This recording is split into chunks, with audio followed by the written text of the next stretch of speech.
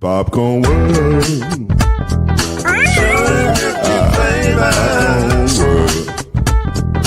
Popcorn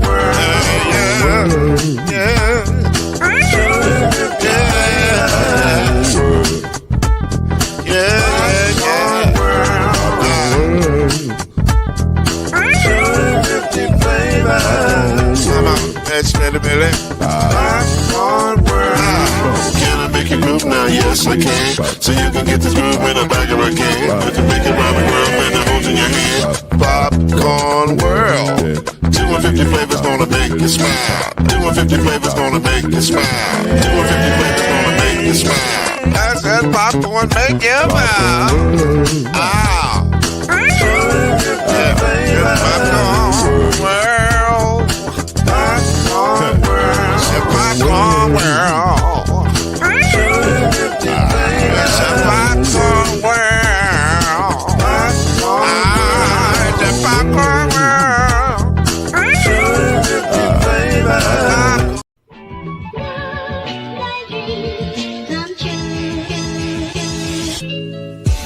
Now it's time for Believe in the ACC with our starting lineup.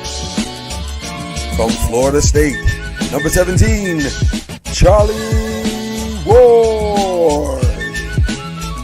From Morehead State University, number 50, Lloyd Span.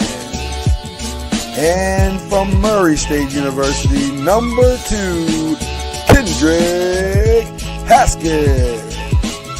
Get ready for the best sports show about the ACC in all the land.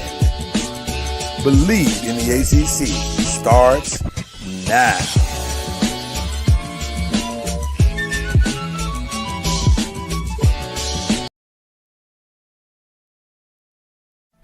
Scoop, and y'all, we got it. Scoop, and y'all, we got it. Scoop, and y'all, we got it. Scoop, and y'all, we got it.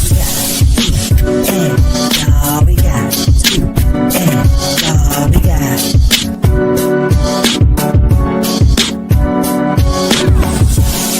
That's how we go. This is how it games, the press and roll. That's how we go.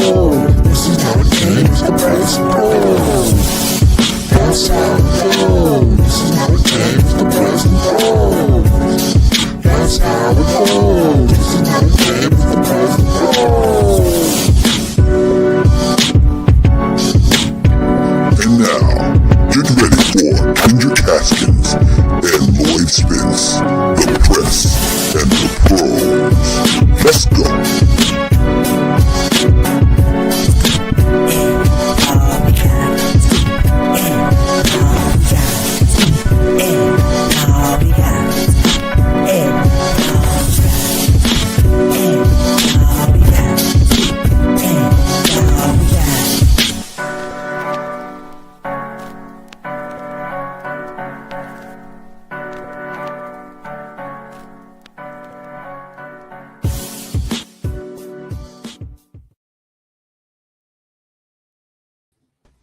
Oh, there he is.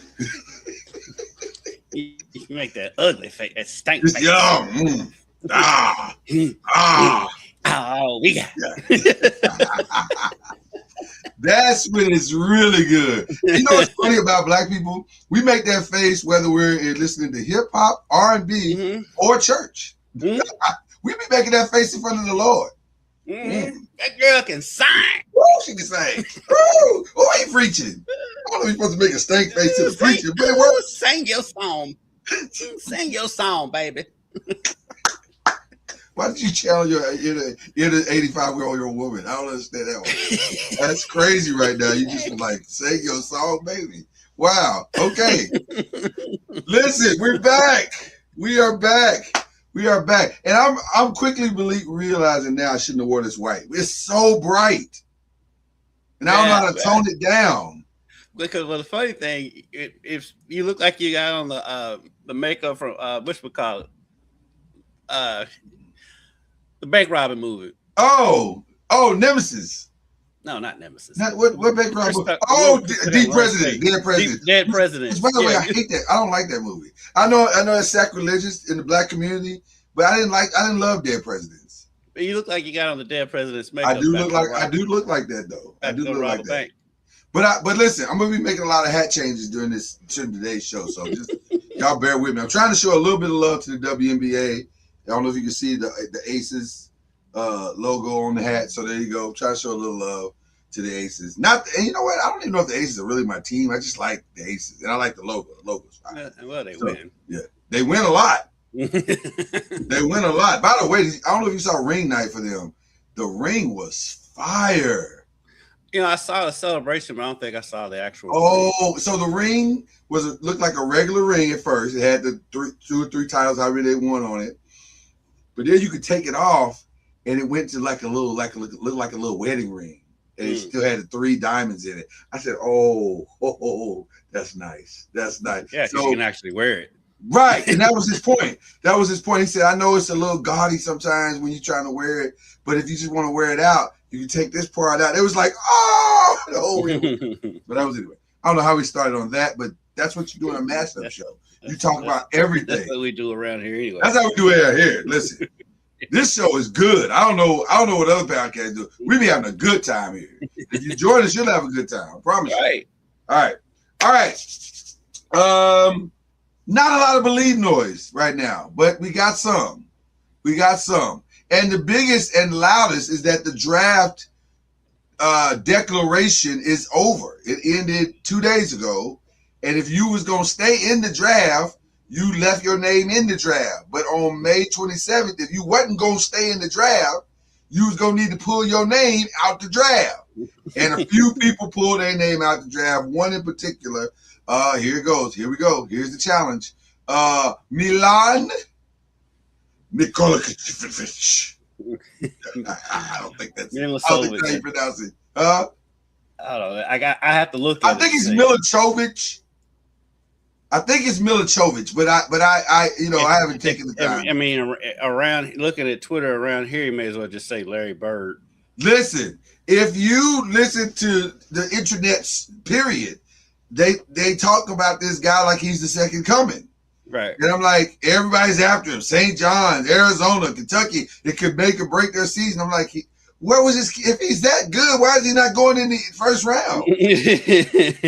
Like, what are we talking about right now? Right. There's a reason he's coming back. There is a reason. Now, that's not to say the kid doesn't have talent, but it might not be as magnanimous as it is being taunted to. So the first question that I ask, and as I transition to my first hat, there we go.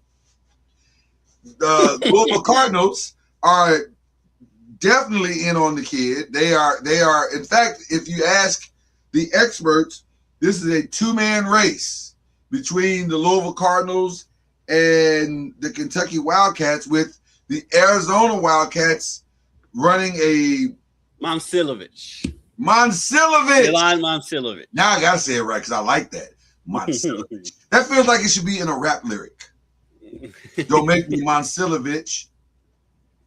Boy, I'll come over there and Momcilovic. You ain't nothing. Wayne Brady gonna have to Momcilovic? It's Wayne Brady gonna have to Momcilovic. I like that. There's a lot of uses for that last name, and now I'll never forget it. Okay. So, where's the line? Where's the line, Kendrick Cassidy? Just say it. Where's the line? All right. So, is he the missing piece? Is he the missing piece for these 3 teams, or the teams that are in the lead for him, if you will? Yeah. I mean, he did lead the country in 3-point shooting last season. I think he was like 43%. So, okay. Yeah. He's a missing piece for anybody because, Rick's teams, St. John's is in the mix. Rick's teams are a bunch of bruisers, so they need somebody who can shoot. Well, apparently they're out. They're out. Yeah, apparently, they're out. Yeah. And so I think it's Kentucky, Arizona, and Louisville. I don't know what else Arizona has right now because they lost a lot off of last year's team. So I don't even know what all they have coming. Did Coy stay in? I don't remember hearing if he stayed in or not. I haven't seen if Pate stayed in or not. I believe he stayed. Okay. And so did Pate stay in the draft? Well, listen. Sometimes when you're doing it by vocals, it doesn't Well, help me respond well. say his name right. It's Koa. Is it Koa? What did I say? Koi Koi, Pete? like he's a fish. Because it looks like koi. It looks more like koi than koa. It's KOA. How's it look? Yeah, but he stayed in the draft. Okay, so he stayed in. I bet you if you put that pronunciation in front of 17 black people, they'd say koa. Right, Koa. Not what did I say? You said koi, like koi fish. Oh, that's where I messed up. That's where I messed up. I got it now. I see. I hear it now. I didn't hear it before. I hear it now. And for the record, going on how black people are going to pronounce something is not yours. That's not right. We can't use that. I agree. We can't use that because we will jack up a name for you. Let me just tell you, we will jack up a name for you. But that's the fun of being black. That's part of it. Yeah. That's why we nickname you. Yep. We ain't got time to be trying to memorize all your syllables. Especially doing names these days. Exactly. He's making up. I think he can make a good team better. I don't know if he can make a decent team great. Yeah, I think he can. Yeah, he can make a good team great, but he can't make an average team great. You have to have pieces around him, and I think I don't know. Like I said, I don't know what all Arizona has on their roster, but I do think Kentucky and Louisville both have the pieces around to make him that final piece. I think the knock on him is he can't really create his own shot. No, he's catch and shoot. Yeah. So with the way that both of them are set up, he's going to get catch and shoot opportunities. So they've got guards that can penetrate, and they've got bigs, and so. Moreno coming back was big for Kentucky. That was big. Yeah. That was big. And so you're going to have to double off on some of these guys, and that's going to create open shots for him. And so I do think he can be a great piece for both of those teams. And I said that game just got really good. December 12th. Yeah, that game just got really good. Like at first it was going to be like, but now with Moreno coming back, and if they're able to get Milan, it becomes really, really good. But if not, then it's like, it's still gonna be a good game. It'll be a good game. I just don't think the outcome will be what Kentucky fans want, which means you got to listen to Kentucky fans moan and complain, and you know what the word becomes for moan. Complain about Mark Pope, who, by the way, is actually not doing a bad job. No, he's just working in a system that none of us have worked in before. Listen. Kentucky fans, if you really want to understand how good your coach is doing, check the temperature of the entire country. It's not going great for a lot of teams. Oh. And the main reason is they don't have the money. They just teams don't have money to go pay players for this thing, which brings us to this other part that I want to talk about. You saw the bill that was introduced in legislation, which, by the way, I think is going to go dead in the water like pretty quickly. But it's not awful. Mm-hmm. When you read it, it's not awful. It's 5 years of eligibility. I'm just giving you the bullet points. It's 5 years of eligibility. You maintain the transfer waiver thing if your coach leaves. That stays in context. Coaches have to stay, or I think there's a penalty or something out of. I think they can't leave during the season. Mm-hmm. But they have, and there's some kind of configuration of compensation or something that has to take place. So there's some good things in it. Yeah, you get one transfer without penalty. Yeah, but there's only one transfer without penalty. Yeah. But if the coach leaves, that doesn't count against that. That doesn't count against that. Yeah. So there's some good things in it. I didn't get into the weeds on it because it's 62 pages and I don't have that type of time. Right. But I think what usually happens and why these things pass or don't pass is because last time they introduced the bill, the Black Caucus walked immediately away and was like, "We're not voting for not only is this not going to make it to the floor, we're not going to we're not going to vote for this, but it's not even going to make it to the floor." And so, and I think it was wrapped around the Black Caucus walked away because of the compensation issues, which could be the same thing that happens with this. Like, I think nobody has a problem paying players. I think what we have a problem with is the structure of it all, which, by the way, that was another thing that's in the bill. Apparently, there's a pooling type thing that you can do for your conference and allows you to bid certain deals or whatever. Yeah, I saw there was something in there. Basically, not quite a salary cap, but kind of a salary cap. I think there is some like a limit on the spending. Right, there's a limit on, or you either the limit is set or you set, your conference sets the limit or something like that. So basically, it's a salary cap, but it's not 100% sure if that will help at all, because that just means the max kids are going to get the max salaries. Like, what are we talking about? Yeah, but it does level it off because the max kids are going to get the max regardless. Right. But I didn't think it opens up the playing field a little bit for not the 5-star but the 4-star. Well, I was going to say the bill helps. Well, I don't know if it helps high school kids. I think I don't know because it does because of the transfer portal part of it. Right. That's where the balance part comes in. Yeah. Because I'm arguing with people all the time when they B&M about kids getting paid in NIL. I'm like, NIL is not the problem. It's not the problem. The problem is transfer portal. Yes, these kids can just go willy nilly. You got kids going to 4 schools in 4 years, and and there's no accountability to what they made from the last school going to the next school. Right. And that's why you get a lot of tampering, and you get a lot of people reaching out to these kids while they're still at school because they can just leave. I'm looking at you, old man.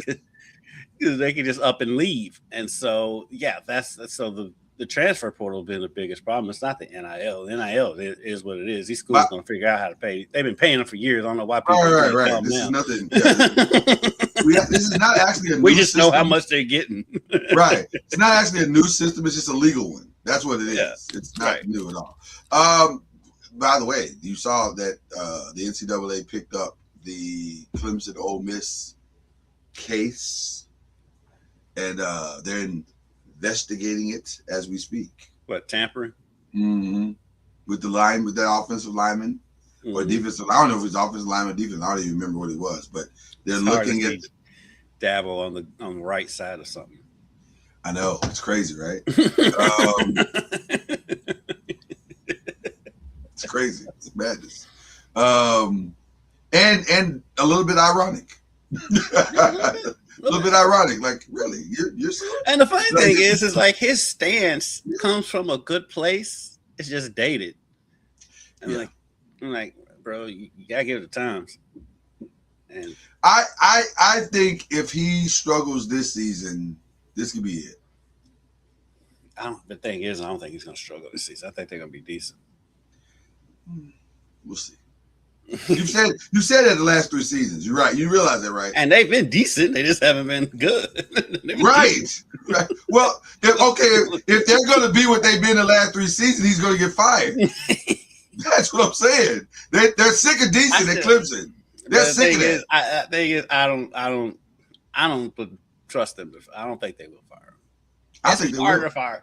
It's hard because I think about that around here. It's hard to fire a coach who basically built the program. Now, granted, Clemson has a long history before him, but their history to where recruits going to know Clemson is him. It's hard to fire them. It's hard to fire them until you realize that you're being outpaced, and that's when it's not that hard. It's like with Bobby Bowden. Like that's Bobby Bowden. You don't fire Bobby Bowden until look how long it took him though. Well, look, listen. Let's be clear. It's taken them a long time at Clemson. Like they're not rushing to fire him, but they are looking at the landscape, going, "Hey, man, we're not even relevant. Like we're not even." And he doesn't. And here's the reason. Now, let me also say this: he could stop the firing. He could stop it. It's not hard. All he have to say is, fine, I'll go into the transfer portal. And all of it would go away. All of that would go away. I think he did a little bit this season, though. He got 2 players. Yeah, he got 1 or 2 players. But I'm saying, dude, you're going to have to embrace it. You're going to have to. as long as the transfer portal exists, you're going to have to embrace this, because otherwise you're not going to win with 5 stars anymore. That is just purely 5 stars and 4 stars. No, not going to happen. I think because it feels like, and I could be wrong. You correct me if I am wrong. It feels like the ACC has kind of done Clemson effect, because when has Clemson played Miami?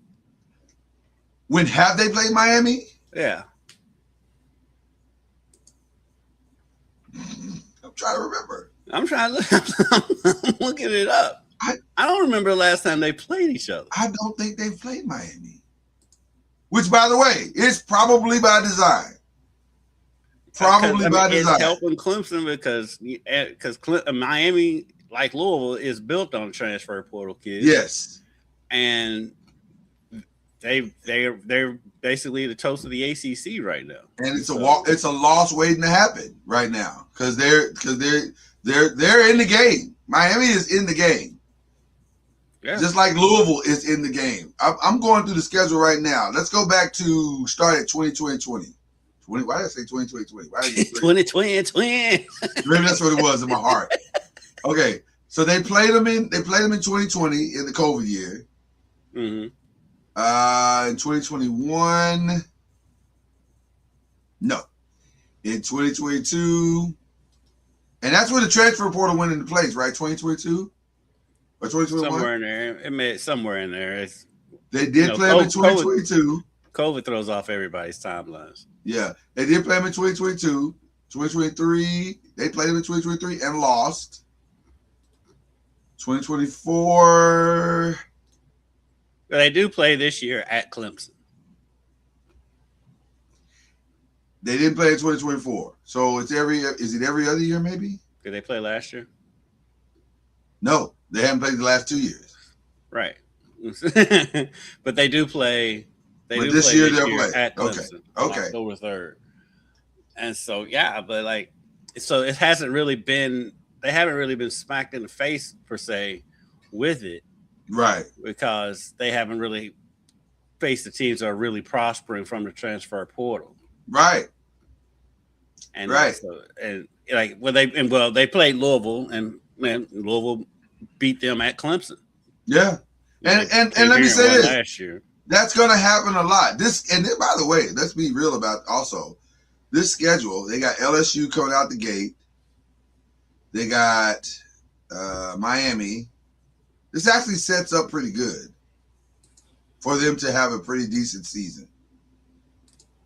Well, Clemson's still, like I said, Clemson's still going to be good. Don't get it twisted. Well, they're still going to be in the top 3 or 4. That's not what you said. You didn't say good. You said decent. Well, I upgraded to good. How about that? Okay. Listen, a lot of confidence in you. I'm going to stick with decent. But the schedule is going to allow them to be good. See, that's all I'm saying. Well, but we're not saying the same thing. It just sounds like we are. I'm saying they will be, their schedule and their record will be good, but they won't be, but the team will be decent. I don't think this is a team that's going to be dominant. I think they're just going to be whatever they are. Yeah. Which is what they've been the past 4 or 5 seasons. Like, they're not dominant. They're just, their schedule, they win games, and then when they play somebody of substance, they get beat. I think that the way their schedule is set up this year, though, I'm trying to pull it up. The ACC site can be a little bit frustrating. Oh, I don't ever go unless I'm working strictly for something specific on the ACC site. I never go to that site. So at LSU opening game, they're not going to win that in Lane Kiffin's first game. No, they're definitely not going to win that. Georgia Southern at home, yeah, should win. Carolina at home, most likely. Should win. Yeah, I'm gonna get. Let's give them that win. That's because it's at home. It's their first real home game, because I'm not counting Georgia Southern as a home game. Right. At Cal, it's a 10:30 at night game. Don't love that.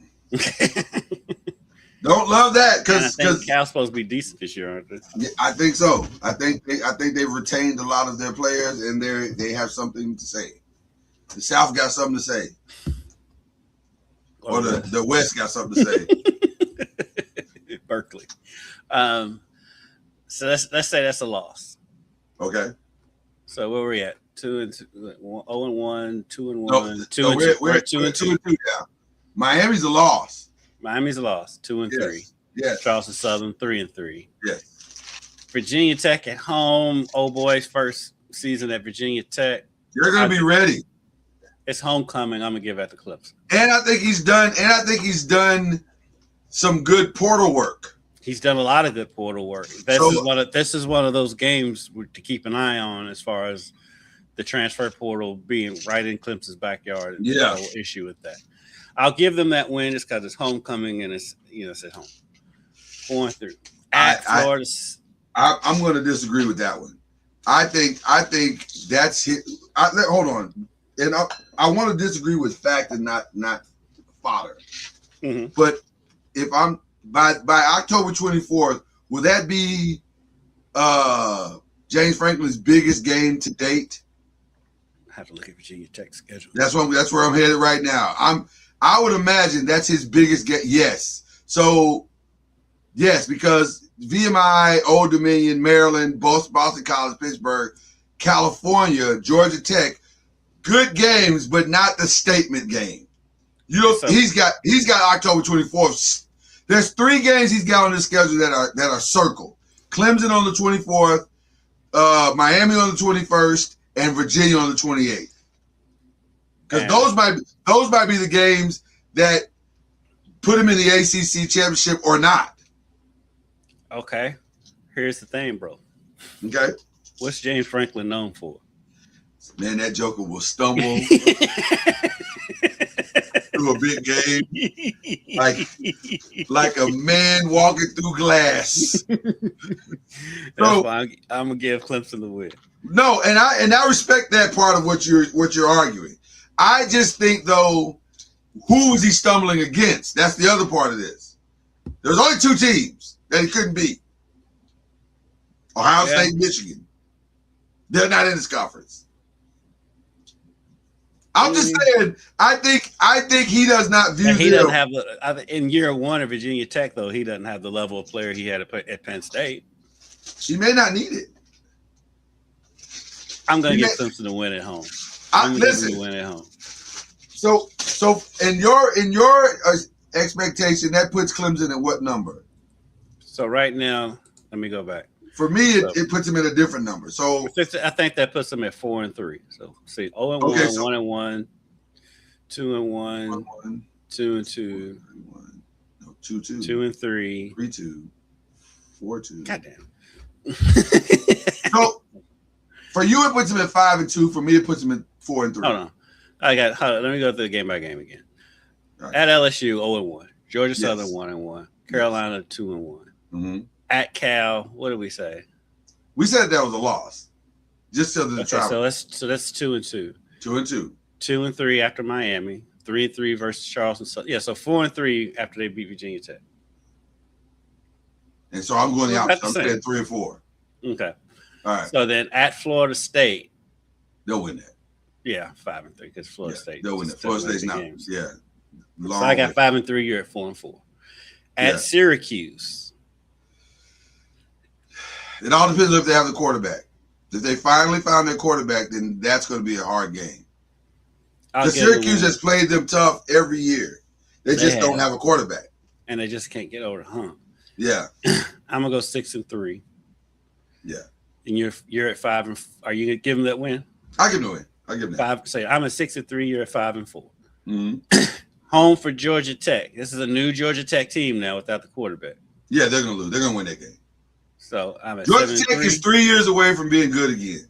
Right. That's usually how it works. Every 2 to 3 years. You're so right. Yeah. You're so correct. And then they'll have a year where they're absolute trash. Right. It'll be awful. You'll be like, God, this is a terrible team. And then in 2 years, you'll be like, man, they can win the national championship.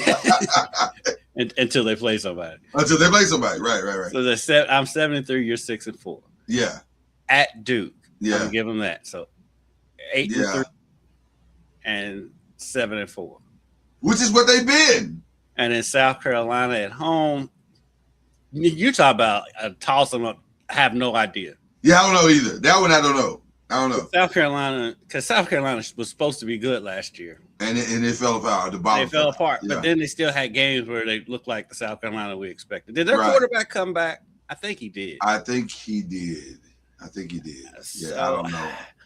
I have not started any college football prep at all. So I haven't either. So I'm gonna give South Carolina that game. So they're 8-4. I got them at 8-4, and which is what they've been. That's what I'm saying. Yeah. And which is why I think it's gonna. If they go 8-4 again, but hold on. I can see them getting fired. They're 8-4, so I know 2 of their losses are non-conference. For me, right? They're losing the SEC, and so that gives them 2 losses in conference, would put them right in direct line to be in the ACC championship game again. Possibly, but there's some. But I haven't looked at all. But I haven't looked at all the schedules, though. Yeah, but with 2 losses, you got to think that they're going to be right in the mix for the ACC championship game, regardless. But that's not why they hired Dabo to win ACC championship. Well, they hired him to win, to put himself in a national picture. He's in the. But if he say he messes around and wins the ACC championship with 2 losses, it's not out of the question. So you're saying Dabo wins the ACC and goes out in the first round. He's good, which is what he's done the last whatever. He's good. I think he's good. I really do. I disagree. I think it takes them now. If they're not in the ACC, say if they finish with the record that you said, which I think you had them at 7-5, right? Because I had them at 8-4. Right. Am I still on? Yeah, you're still on. Yeah, I got you. My computer screen went black. So I don't know what happened. No, you good. So if they're 7-5, and then I think you have a conversation. But it's the same conversation. That's the point I'm making. It's the same conversation. Hey man, we keep getting to the same exact record because you won't get the few players that we need to get us over the hump. That's what the conversation is going to be. And guess what? He's going to say, well, I just feel like Dabo, we are at a crossroads, sir, because we can't keep being mediocre. And normally I would agree with you with just about any other situation. But with it being Dabo, with him having, 2 national championships under his belt? Yes. It's going to be a hard conversation to have. I agree with you that the conversation needs to be had. Yeah. I'm saying that I totally agree with you there. I'm just thinking about on the other side of it, for the program, like this is the program that Dabo built. He built this. And so I can see why it's hard to get off of it. I get it. Listen, Bear Bryant built Alabama until he was gone, and then it became Nick Saban's place. Well, right? That's how it works. Eventually, let's be honest. Let's be honest. Let's have an honest conversation about the University of Alabama. Yeah. I love these. I love these because I know where he's going. Go ahead. Say the quiet part or the unspoken part out loud. For 20 years between Bear Bryant and Nick Saban, Alabama was just another school in college football. Acting like they have all of this long-standing tradition of being good year in and year out. No, there's a reason why you got Nick Saban. So let's tone down the rhetoric. What's the quote in Coming to America? He ain't lying. He ain't lying. Mama call him Clay. Mama call him Clay. I'm calling Clay. Mama call him Bear. I'm calling Bear. You're not lying about that. That's so true. But that's, I think, also a part of the conversation as well. Like, at what point do you look at a legend and say, "Hey, man, listen, you got to adapt. You have to adapt." It's hard, and especially what probably would need to happen is what happened. I mean, right here at home at the end of Denny. Yeah, it's hard, man. If Bill Olsen was still there, it was a wrap. Denny wasn't going anywhere. Right. This was when they brought in Tom Jerry. But they knew that, and that's why they said, "Hey," which is the path that I think we were saying the same thing. It's the path that he's got to hope doesn't happen, because it won't be the guy that. Matter of fact, I think the guy that hired him just died. I'm not trying to be morbid, but I think that's what happened. I'm pretty sure I just read that this week, that the AD that hired Dabo was he? But was he still the AD? No, he wasn't AD. But this AD. How long has this AD been there? That's what I was saying. That's what I was going to say. Yeah, this AD ain't gonna fire him either. I don't know if this organization would fire him. Now, if the AD leaves or the president leaves, well, I think this AD comes in. Yeah. I think this AD is going to get the heat at Dabo. Like, they won't bring it directly to Dabo. It'll be, hey man, your man ain't winning. Like the boosters will go to the AD and say, your man ain't winning. What's up? And I haven't heard much from the Clemson fan base about it though, because I wonder how hot the seat is with the base though. I would love to. We need to get a Clemson person on here. I would imagine it's not comfortable. I would imagine it's not comfortable. We'll do that because there's a TV station that's owned by us. The same people that own us that's in South Carolina that does a Clemson podcast. Yeah, so I'll reach out to them. I'll try to get them on. I was going to say either that or you can get your Emmy Award winning friend to join us. Katie George. Shout out to Katie George. Then we give her an early shout out. That was awesome to see her win. I was like, hey, I kind of know her sort of. Yeah, that was awesome. That was awesome. Okay, well, cool. Listen, I love to know how hot the seat is. I would imagine it's at least warm. Because I would think so. Yeah, fan bases that have won that much are spoiled. And they don't understand not winning. Because I compare it kind of to with Kentucky with Calipari. 100%. It's the same thing almost. Except he has one more title, but the cool aspect, because that's one thing about Calipari. You think about it, when we were coming up in high school, how Carolina was the cool school. Well, that about 10-year stretch, Kentucky was the cool school, and so not only did he win a national championship, he made Kentucky again. Right. And it was a brand again. It was a brand. Yeah, so it was hard for them to come up off of them. Yeah. However, the difference, I think, in this situation, though, well, for one, unless Tyson Foods comes to leaves Arkansas and hires Dabo again, because Tyson Foods basically hired Calipari at Arkansas. Right. If they do it again, if they buy them off their hands, that's one thing. But Kentucky, I mean, even then, because like Mitch Barnhart hired Calipari, he didn't really want to hire him in the first place. Right. He hung on to him and wasn't going to let him go after that last season anyways. They got bailed out. Well, because going back to the point we just made, there are blue blood teams that are brands. And if the brand is still strong, you can't have losing seasons, but you can have seasons where you underperform, but the brand is still high, which is what Calipari did. Like, the brand was still the brand, and he's still sending guys to the NBA, which means other guys are going to come. So that helped out tremendously in what they were trying to do. Same thing with Clemson. Listen, if you go look at the draft, Clemson sent a lot of guys to the draft. A lot of guys in the draft this year. If I'm not mistaken, they sent the most in the ACC. I believe they did.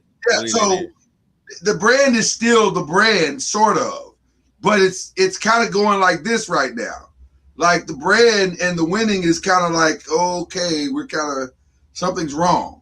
And it's the transfer report. It's very simple to see what the problem is. Again, all of this whole conversation can go away with him saying one season, if after this season he ends up with the 7-4 or 8-5 record, if he says, hey, you know what, that's on me.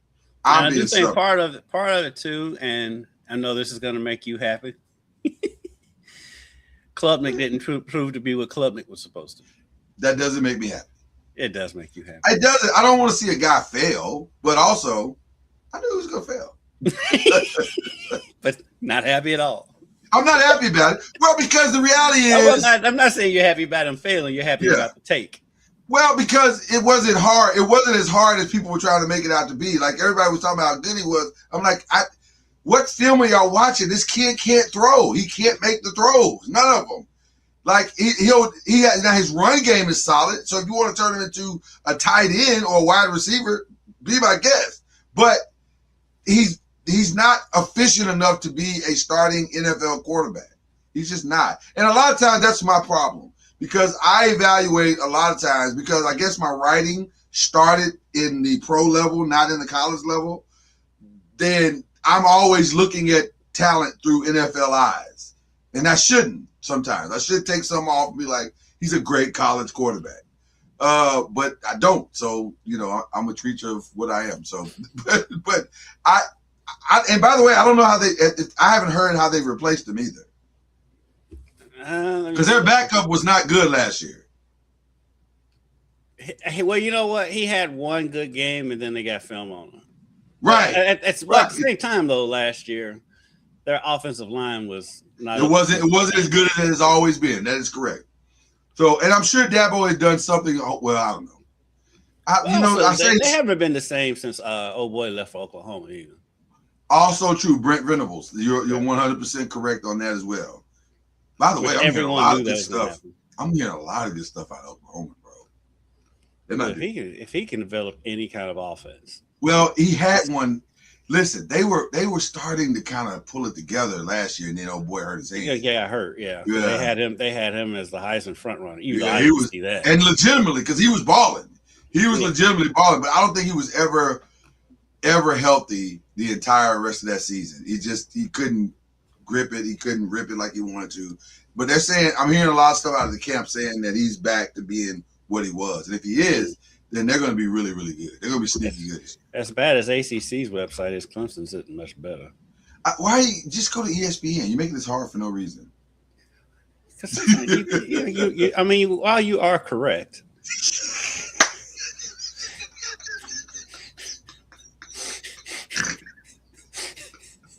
You don't have to do it that way. I shouldn't have done it that way. You are correct as well.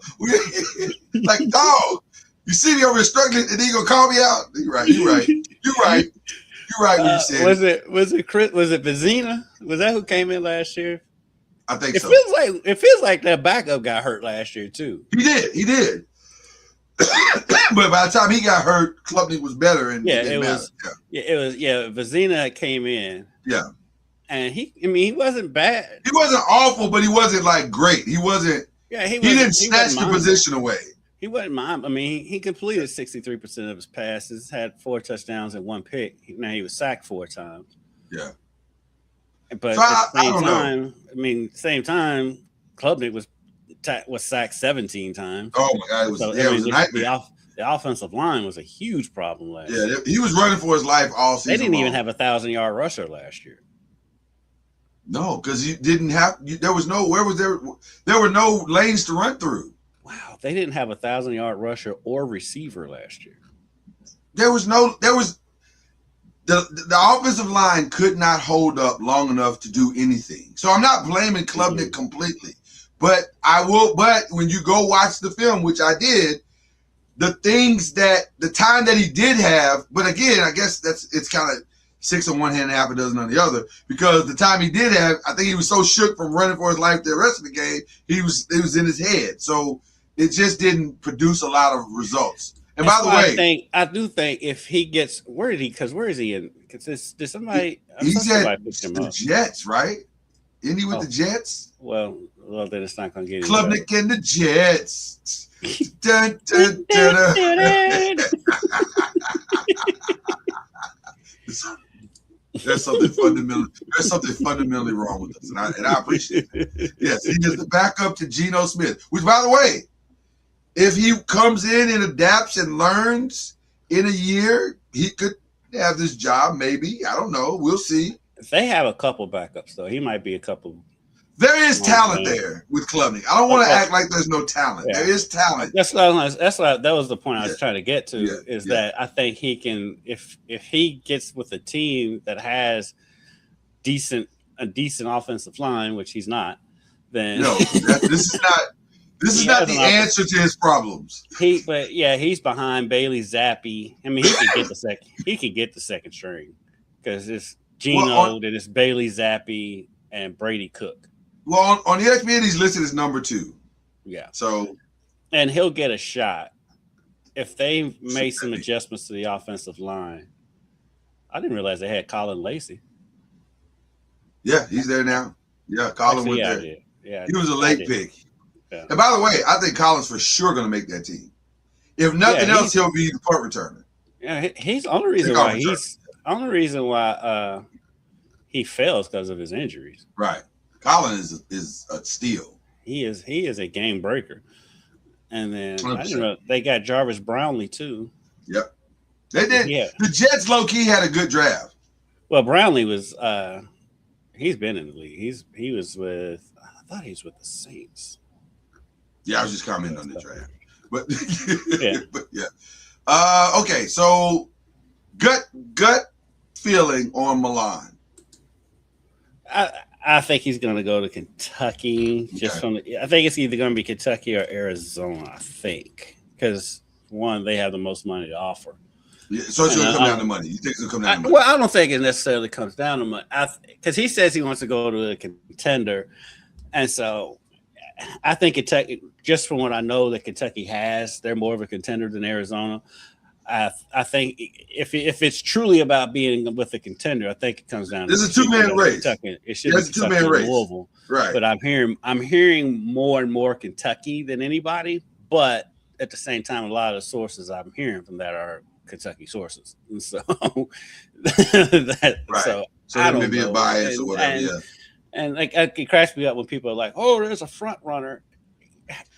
It's not a political race. It's like this dude just decides one day. Right. It's not that difficult in concept. Yeah, there's not front runners and all that stuff. It's just whatever this dude decides. I typically only listen to On 3, and there's a couple of guys that are trusted reporters. They can be wrong as well. Yeah, they can be Kentucky leaning too sometimes too. But there's a couple of guys that are connected to On 3 that I've grown to trust their thought. If they say it, then it's probably. Believe it or not, it's a guy within KSR that I trust too. Jack Pilgrim. He's pretty. Yes, good. I know Jack. Yeah. He's pretty good with this stuff. And so he is extremely Kentucky, but he's usually right about whatever he says. So. Yeah. I think it's probably the one or the other. I don't think Arizona's for real. I just unless Arizona's probably a money thing because they probably have more money because they have signed as many players. That's what I was gonna say. Yeah. It's the Bronze kid stay there, or did he transfer? Or what did he do? I think he stayed. I think he's still on the roster. I know he redshirted. Yeah. I think he's still on the roster, which he should have. And by the way, kudos to him for not chasing his daddy's NBA dream. Right. Like he understands his journey. He understands where he is. It's okay. Listen, there's no rush for you to go if you're LeBron James' kid to go anywhere and do anything. No. The thing was, though, is I'd always heard that he was supposed to be better than Bronny in the first place.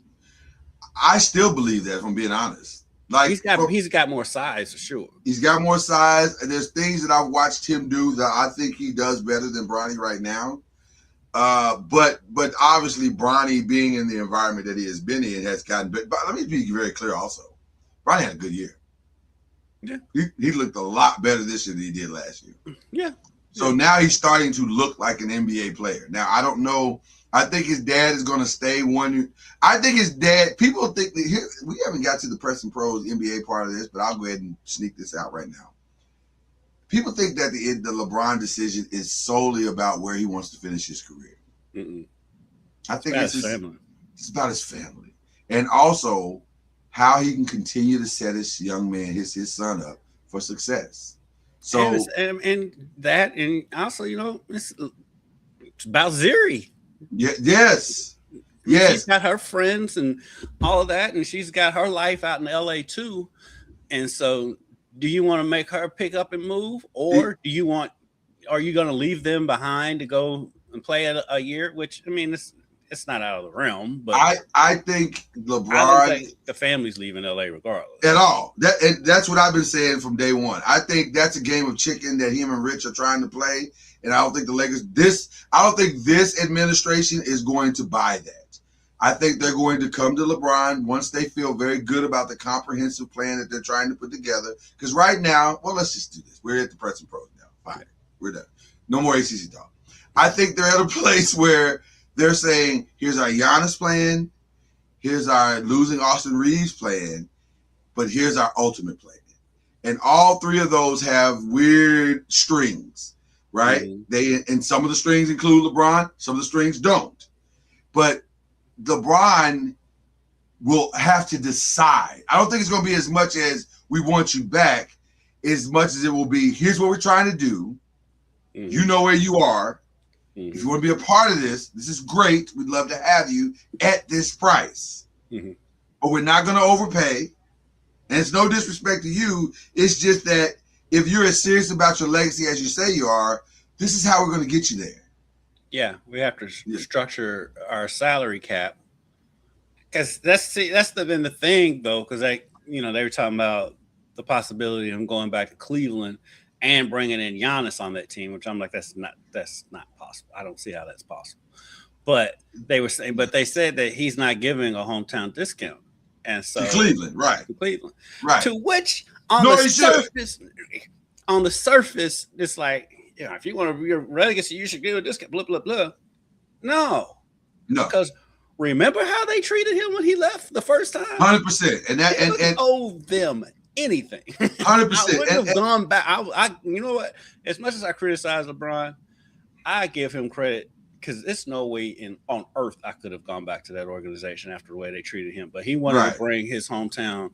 It was bigger than that for him. It was bigger than that, and he was the bigger man in the situation. But at this point, absolutely not. Y'all gonna pay me my full $50-60 million if I come over there and play. But the problem is that happens. There's no Jared Allen. Probably there's no Evan Mobley, and there's definitely no Giannis. Because they already committed to James Harden, which is crazy. But I'm not mad at James Harden. I would be very clear because James, whoever his agent is, James is due $42 million, and this is probably his last $42 million.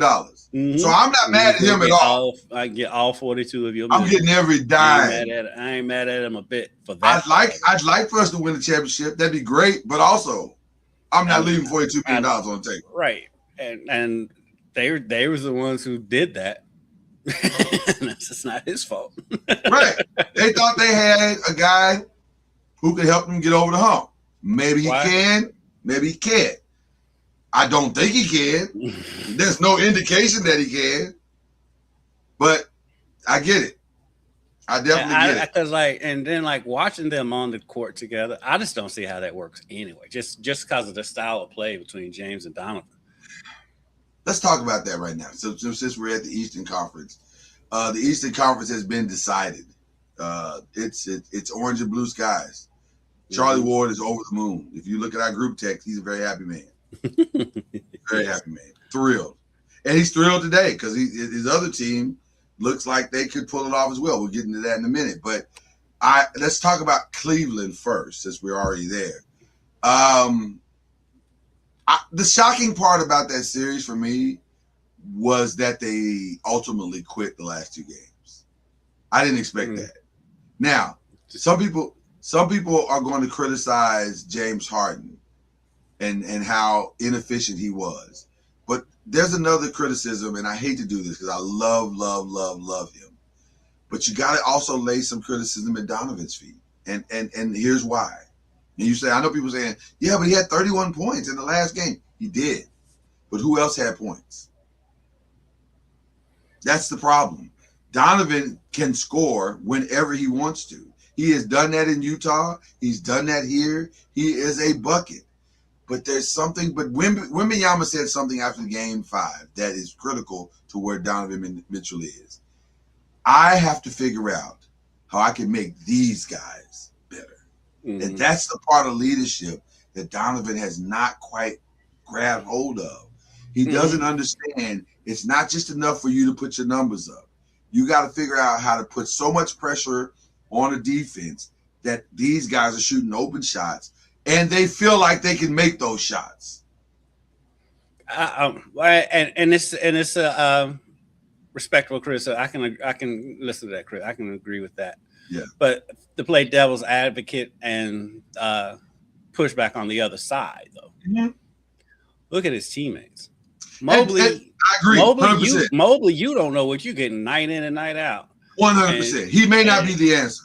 Yeah, and because I wonder about him mentally. and confidence wise, because like you look at his face, I mean, his body language is awful sometimes. It is. It's really bad. And Jared Allen is kind of like that too. And so Jared Allen, I give Jared Allen a little bit of a pass because he's not really an offensive player. Right. He gets his points from putbacks. So he's a rim runner. So I don't put as much of it on him. But like Mobley, well, hold on with the Jared Allen thing, because I'm gonna speak from. I'm not a president. I'm just a lowly member of the Big Man Alliance. But I'll say this: he still got to do his job, and that's the problem with Jared Allen. And I agree with Charles Barkley. From a talent perspective, Jared Allen should be getting way more points than he gets. He should accidentally get 10 and 10. He should accidentally get that just on putbacks, rim runs, and that type of thing. Right. But there should be also another 8 to 10 points that he should be able to get because he's worked on his offensive game. And there's no reason why he shouldn't average 19 and 12. That's all I'm saying. Like, why are you not? And by the way, that would be the difference in winning or losing, because if Evan did his job and Jared did his job and Donovan was efficient, Donovan should not just get 31 points, but he should also have 6 assists. I think, and like I'm saying, that's kind of what my pushback is. Yeah, is that's fair. It's like because sometimes Donovan's like, screw it, I have to score because none of these other clowns are showing up. Because like Mobley is supposed to be the 2. It's supposed to be Donovan 1, Mobley 2, James Harden 3. James Harden 3, right? Well, when your number 2 doesn't show up and playoff James Harden is a train wreck. Number 3 is non-existent. Right. So then Jared Allen, who's not supposed to be a go-to guy in the first place, he's a rim runner and a putback guy. What else are you going to do? I don't disagree with that at all. Because I think talent-wise, Mobley is as good as any big in the league. He is talent-wise. I think he can be. Yeah, I agree. But something is wrong. I agree with you. And he's not a number 2. He is a third option, I think. And it is Mobley is a third option Mobley as a third option on a team, on a good team. It's probably a championship caliber team. Think Mobley as a third option with the Celtics. There'd be a whole different team. Yeah, right. Be a whole different team. Right, but as a number 2 option, I don't know. He's a Timu Julius Randle. Because Julius is going to get his buckets. Now he can't defend one quarter, but that's the difference. Mobley may or may not get his buckets. That's my point. but they're equally as talented. They're equally as talented. In fact, I'd argue maybe a little bit more talented. I was just gonna say, I'd argue that, and he can go to his right. He has more than just a spin move. Yeah. so I think if Cleveland is going to improve, since they're stuck with James Harden, and actually, I think Kevin can become a restricted free agent if he wanted to. I think James should opt out, but like James ain't opting out $42 million. I think Donovan. Let's just play the scenario that Donovan's definitely coming back. You stuck with James Harden. I think the only way to improve this roster is to maybe come up off Mobley. Yeah, either Mobley or Allen. I think you're going to get more for Mobley. So maybe that's the trade that gets them Giannis. If Giannis, but at the end of the day, Giannis has to want to go there. So you go Mobley and who else? Jared Allen. Just trade all the bigs away. Yeah, because you're getting a big. You're getting the best big. You're getting the big that's better than both of them anyway. Yeah. So you can Donovan Giannis is not bad at all. Mm-mm. And even because then Harden's definitely the 3, the third option. Talk about real quick.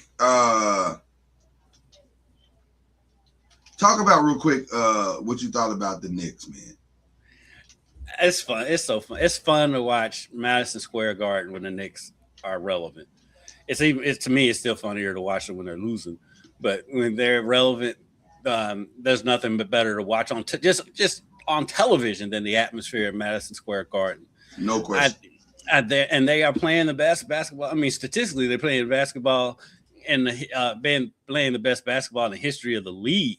But right now, I think I think there's a little bit of overhypeness, a little bit with ESPN's coverage, and should they be favored in the NBA final? They're not going to be favored over either one of these two teams, the Spurs or the Thunder. But I do think it's going to be a great series. It's going to be a better series than I had originally anticipated, because I didn't think that anybody in the East was going to be able to compete with the Spurs and the Thunder. But the way Karl Anthony Towns has become more of the focal point of the offense, because they're still hyping it up as all Jalen Brunson's the best player on the team.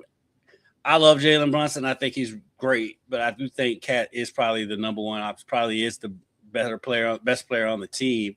And so I think he can carry them to a couple of wins, especially in New York. Now, I think their chances are better against the Spurs than they are against the Thunder, because the Spurs have Wemby, but outside of that, guarding Cat, there's not really much there back there who can really defend Cat if Wemby's not in the game. With the Thunder, though, they can come with Hartenstein and with Chet Holmgren. So defending Karl Anthony Towns is a little bit easier, which is the reason why the Thunder, I think they've won like 8 straight games at Madison Square Gardens or something crazy like that. They haven't lost to the Knicks in years. And so that's why I think the Thunder is a tougher matchup for the Knicks.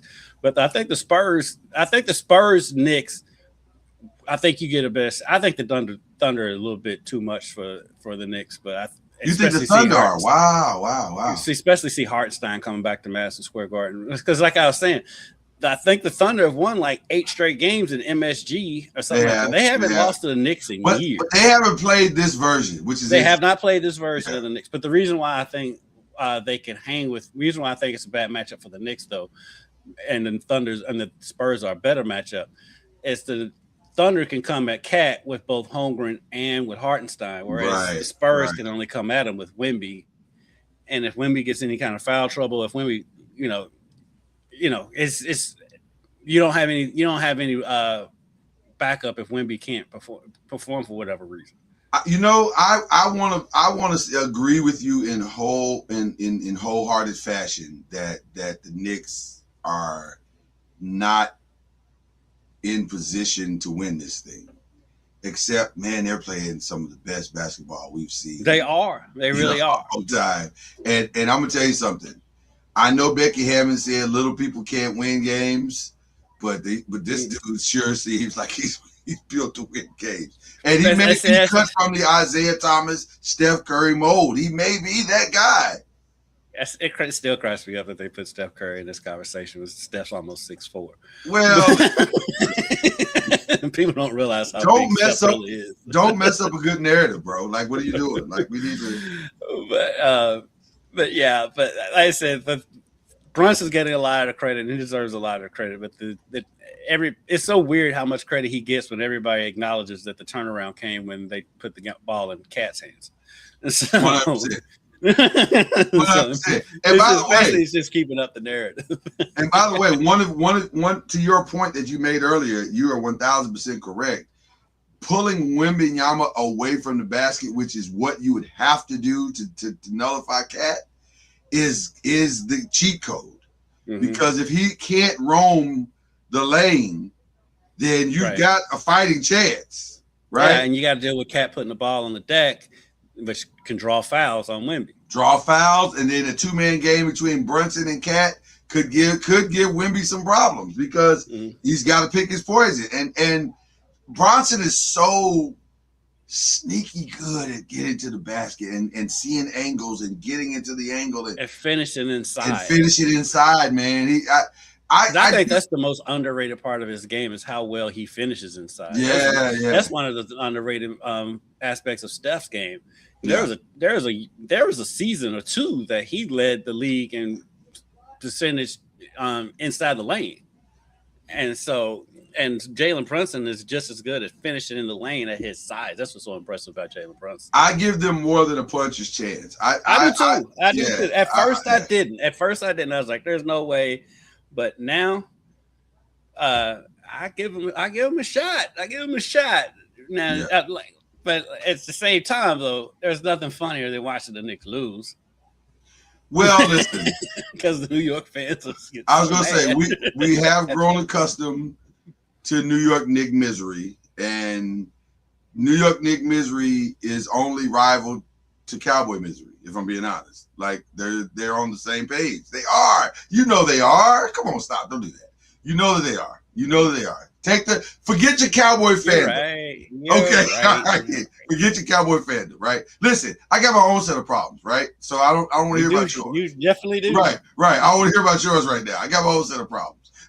But I think I may root for the Knicks in this one. I may root for the Knicks because I'm very. There's a reason why I can't, and the reason why I can't because I really do like this team. Karl Anthony Towns. I like Karl. Kentucky. Yeah. It's nice as guys. I mean, they're an easy team to root for. I love Jalen Brunson.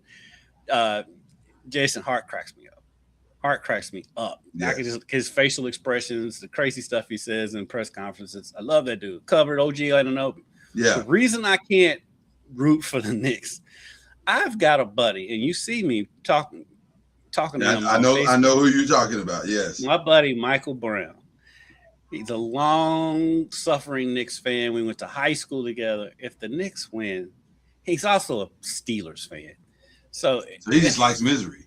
So he's going to be insufferable if they win. And so I can't have that in my life.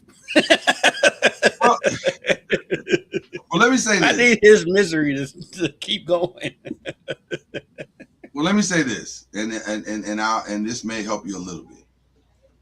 I have a friend who's a long-standing Eagles fan. And right. And I never had to worry about them because they, for years they sucked and they didn't matter. So I was like, I never had to worry about it until I did. Right. But it turned out okay. He wasn't as bad as I thought he would be. So I was like, okay. Mike is going to be insufferable. He will be. No, it's no question. Love him to death. That's my dog. Gonna be insufferable. Now, my buddy Keith Bavaro that used to work at WLKY with me, he's a lifer, New Yorker. He lives in Florida now. He's a life New Yorker. Loves his Knicks. Right. He won't be insufferable. He'll be perfectly fine. I'll be happy for Keith. Right. Mike, on the other hand, no. But I think it's going to be a great series regardless. I think it goes at least 6, if not 7. This news now that Mitchell Robinson had surgery on a broken pinky. Yeah, I saw that. Well, he can't shoot anyway, so it's not going to affect anything. It might affect. It was on right or left hand, that part, because it can affect rebounding. Right. But it's not going to affect his free throw shooting. No. No, it won't matter. That won't matter. That won't matter at all. Some of his free throws come off his hand. I'm like, we might need to duck. Yeah, it's like, dude, I thought Shaq was bad. I see Shaq put some bricks up. Yeah, but like, yeah. Mitchell Robinson right there. He's right there. Coming off the hand. I mean, it's like a shot. Oh boy, that's like jet propulsion. I call this free throw shooting crapshoot because that's what it is. Like, it's crazy that he's the longest tenured Knick. It is, isn't it? It is. He's been there long. He's been there through. Because I think he's in his 6th year. 6th, because he came in with Kevin Knox. So yeah. I think it's 6 years. It's crazy that Kevin Knox is out of the league. Yeah. I don't know. I like the Knicks. I like what they have. I like what they've done. I like that Jalen Brunson has proved everybody wrong. Because when they signed him, everyone's like, "You gonna pay that much to this guy? This is all Leon Rose, and this is all Brunson's father, and Worldwide West. They don't know what they're doing, and now they're in the NBA Finals." One person not to question is Worldwide West on anything.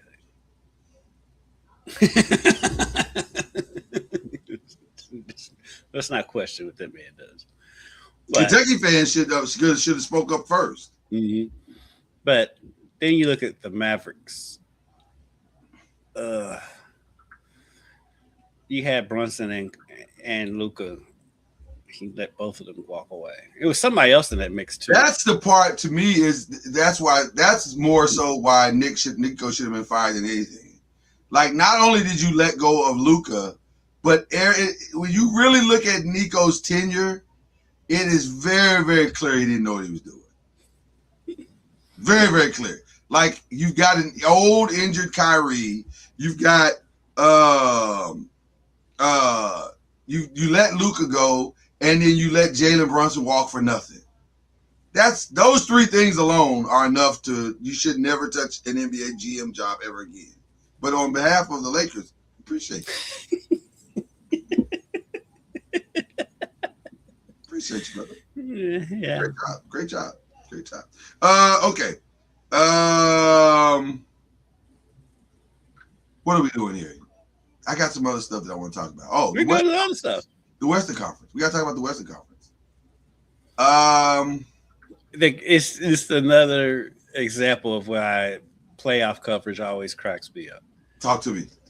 Okay, and Monica McNutt somewhat called it out the other day. I was so proud of her. Yeah. Because after the Thunder beat the Spurs in Game 5, they're on ESPN, Michael Wilbon, all of them. And I love Michael Wilbon, but they're all Wemby's wearing down. They're gonna lose the series because Wemby's wearing down. Blah blah blah. That's all they kept talking about is how tired Wemby is. And in my mind, I'm like, hey, they're gonna win Game 6, and you're gonna be talking about how great Wemby is again. And Monica McNutt basically all that out. She's like, I expect the Spurs to win Game 6 because whoever has lost the game before comes out crazy the next game, and that's how this series is gone. This is how it's gonna go. And I'm like, yeah, that's like, even they were like, we think the Spurs are gonna win Game 6. So I'm like, why are we doing this? Sky is falling. Oh my gosh, what's wrong with Wemby? It was one game, and it was in San Antonio. It was in Oklahoma City, and that's how this series has gone the whole time. And the game is officiated vastly different in Oklahoma City than it is in San Antonio. So can we please before Game 7, please get Tony Brothers to sign his retirement papers. Like, it's time, bro. Like, oh my God. First of all, he's become a curmudgeon. Like, he's just angry all the time. He's always been angry. Well. It's worse now. It seems like it's worse now than it's ever been. Yeah. And it's time, bro. Like, the NBA has got to do something about, because it's hard as an NBA fan to argue that these games aren't scripted, because the officiating is so much different from venue to venue. Yes. The home team gets such a different whistle in every game, and it's like it's hard to defend it. And it's like they've got to do something about this. Game 5, Shea shot 17 free throws. Yeah, that was double.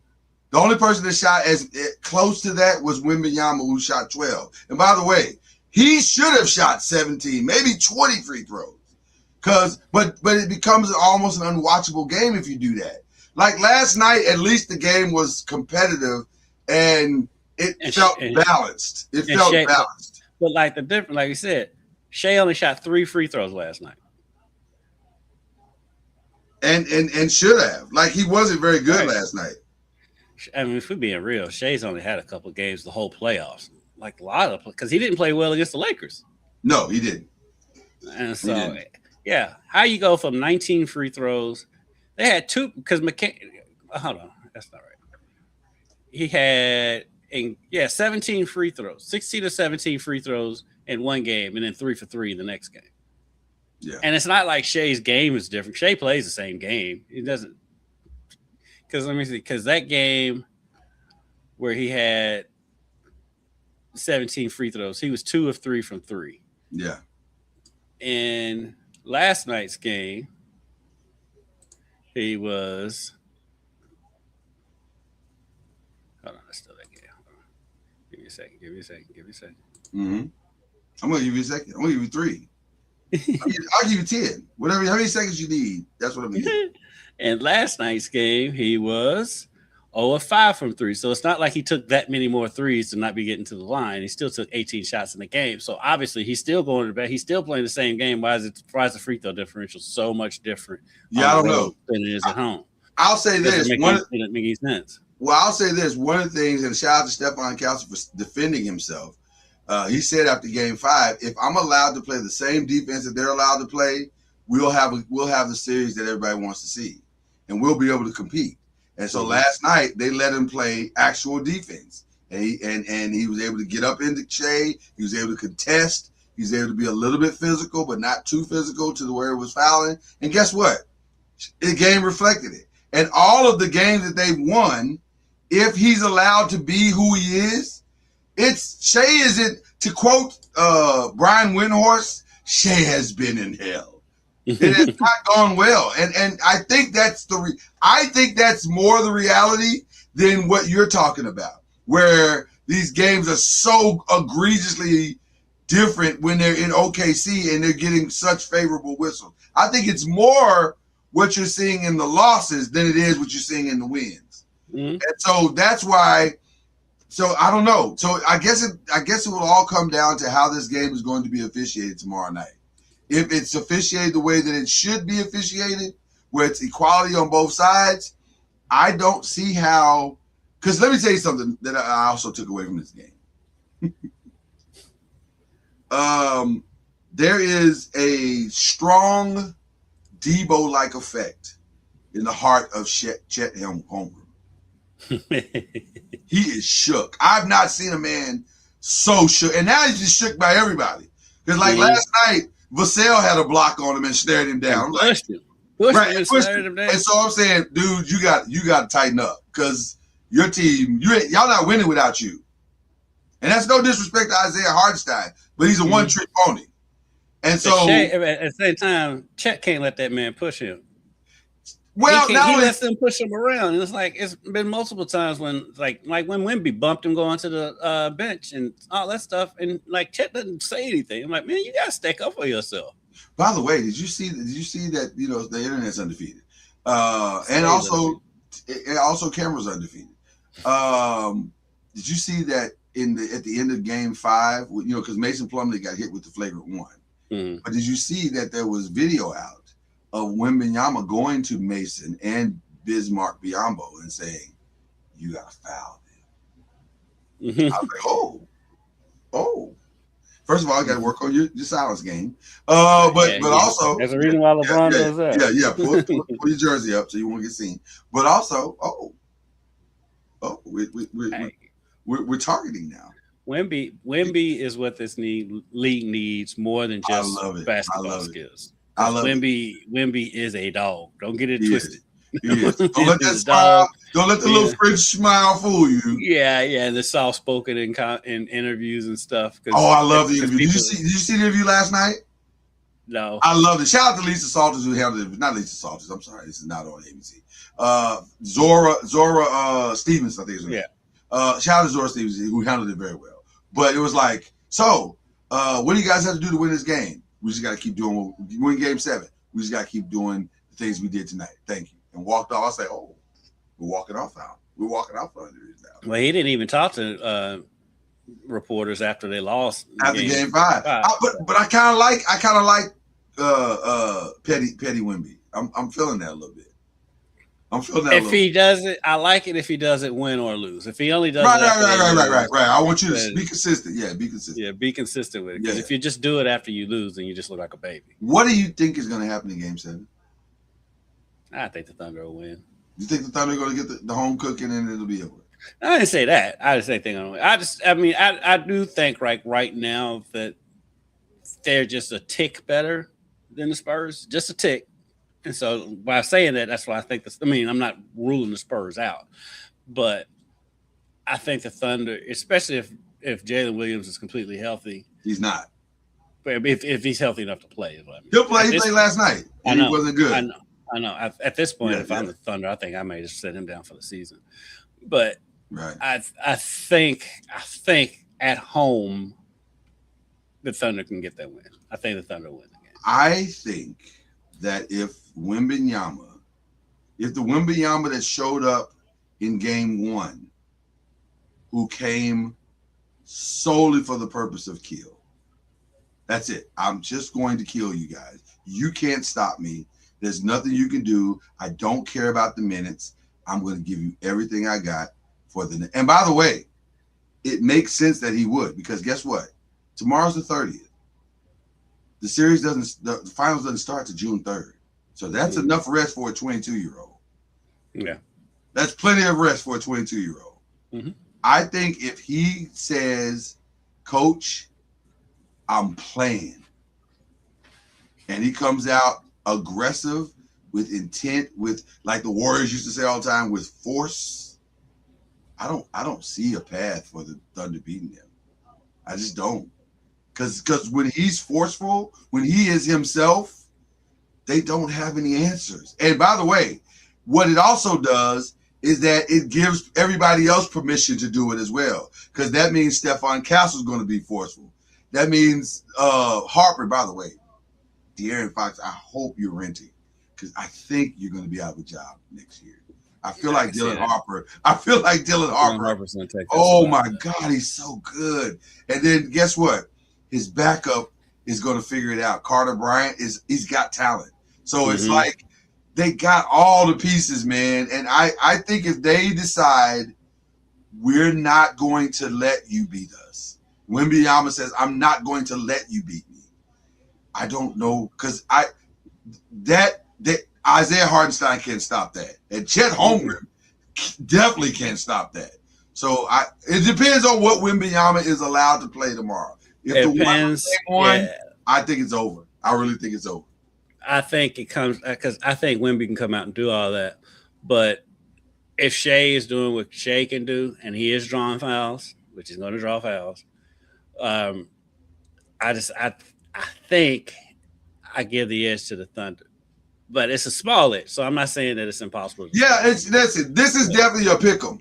We're not, no hyperbole here. This is a pick 'em. Right. Yeah, but, and I really truly, I'm going with the Thunder because they're at home.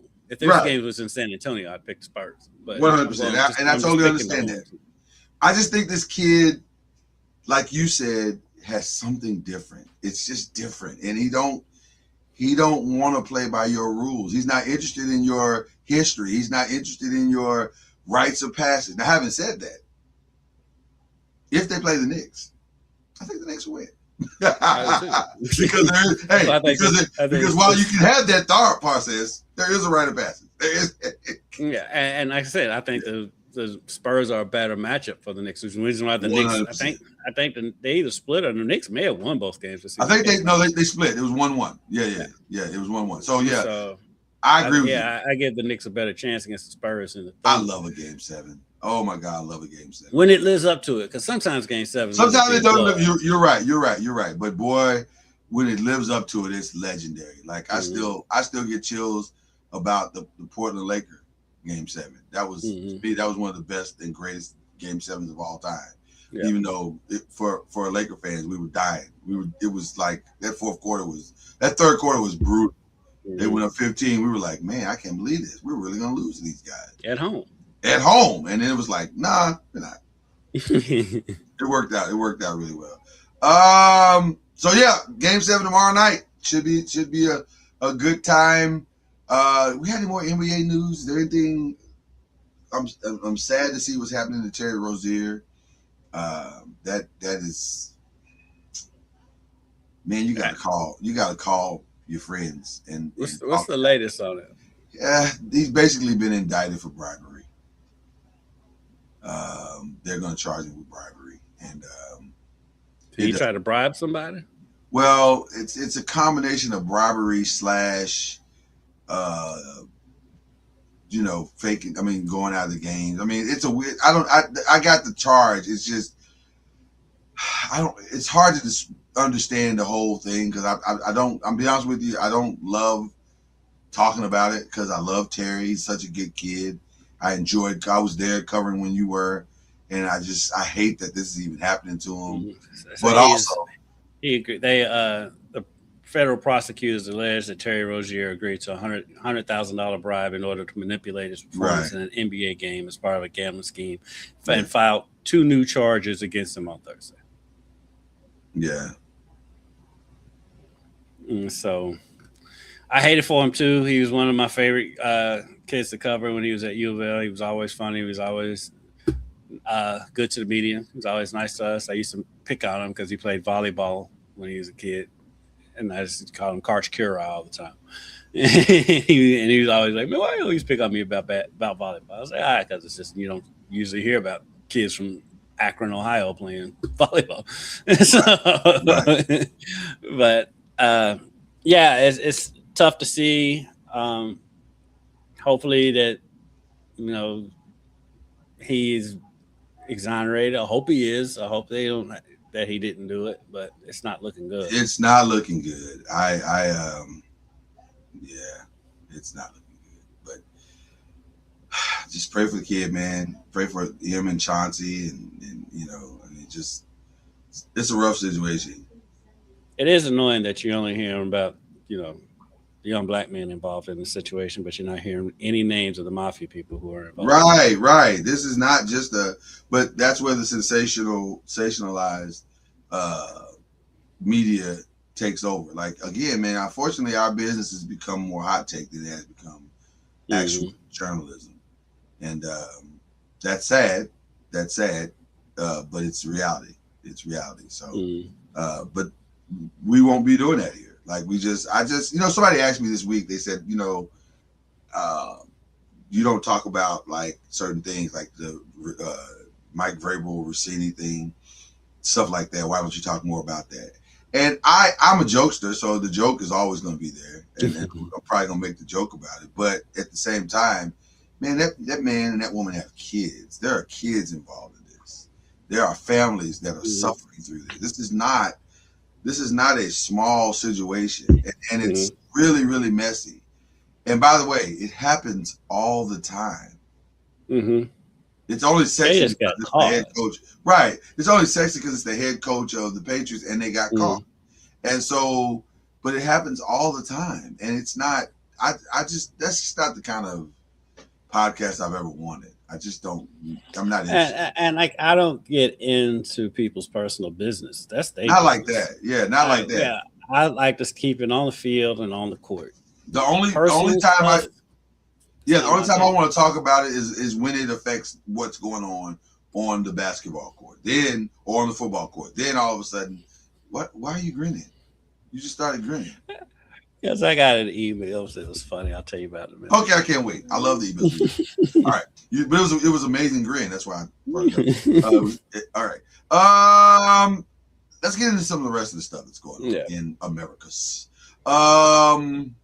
Hey man, I've been hearing a lot of stuff as I prep for the NFL season. As I start the prep for the NFL season, been hearing a lot of stuff coming out of Minnesota.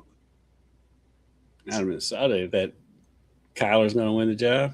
I don't even think he's going to win it. I think it's a done deal. I don't think JJ has a prayer. I thought that was the moment they signed. I don't think he has a prayer. Excuse my language, but I don't think he has a prayer in hell. I just like, he could ask the devil, but I think that even the devil's going to reject him. Like, it's not good, man. Because here's the problem. Justin loves him. I'm hearing Justin loves him. Jordan loves him. The thing is with Kyler Murray is he's good at throwing the deep ball. So of course Justin loves him. He is. And also there's some other little intangible things that he brings. And I think it appears that he's learned whatever lessons he didn't learn in Arizona, he has learned those for Minnesota. So far. Now it's still early. They hadn't even put pads on yet, but it's going well. And I think, and it was so funny to hear J.J. McCarthy say, well, I mean, it's not awkward. He's sitting on one side of the room, and I'm sitting on the other side of the room, and we're just trying to figure it out. I said, dude, that's the definition of awkward. Like, that's literally what awkward is. The fact that y'all on separate sides of the room. Right, that's literally what awkward is. Like, not even, I get it. It's a competition, and you're in a competition, but it's not really a competition. You're about to lose your job. But some other people are going to lose their job. Or maybe they're going to lose their job. I don't know. For example, do you think Tua is going to take Michael Penix's job? I don't know what the advantage of Tua is, by the way. I tell you who's winning in that situation. The healthcare industry. 100%. The team doctors. 1,000%. The team doctors are going, the trainers are going to eat well.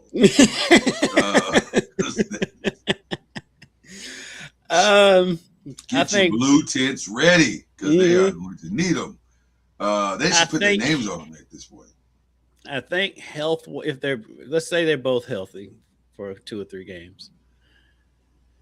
If they're both healthy, this is a great situation. I think I lean Tua if they're both healthy. Everything level playing field between the two of them. I think I lean Tua because when he's been healthy and has had the weapons around him. I mean, this is 2 or 3 years ago when the Dolphins was really rolling. Right. Before he started having all the concussions in that season, but they was really playing really well. And so if just saying level playing field, both of them coming in healthy, I think I lean Tua. If they can both stay healthy, this is actually maybe the greatest scenario for quarterback room that you can have, because you truly have 2 quarterbacks who can play at a pretty high level, and if one of them gets hurt, or inevitably when one of them gets hurt, you will still have you should still have the same quality level of play. So that's a really good situation to be in if you're Atlanta. However, who's the third string? Just saying. It's third string. Oh God. As much as it could be great, it could be a total and complete disaster. They're all injured. Want to hear who the third? I would love to hear who the third string is. Oh it's God. A toss-up. Oh God.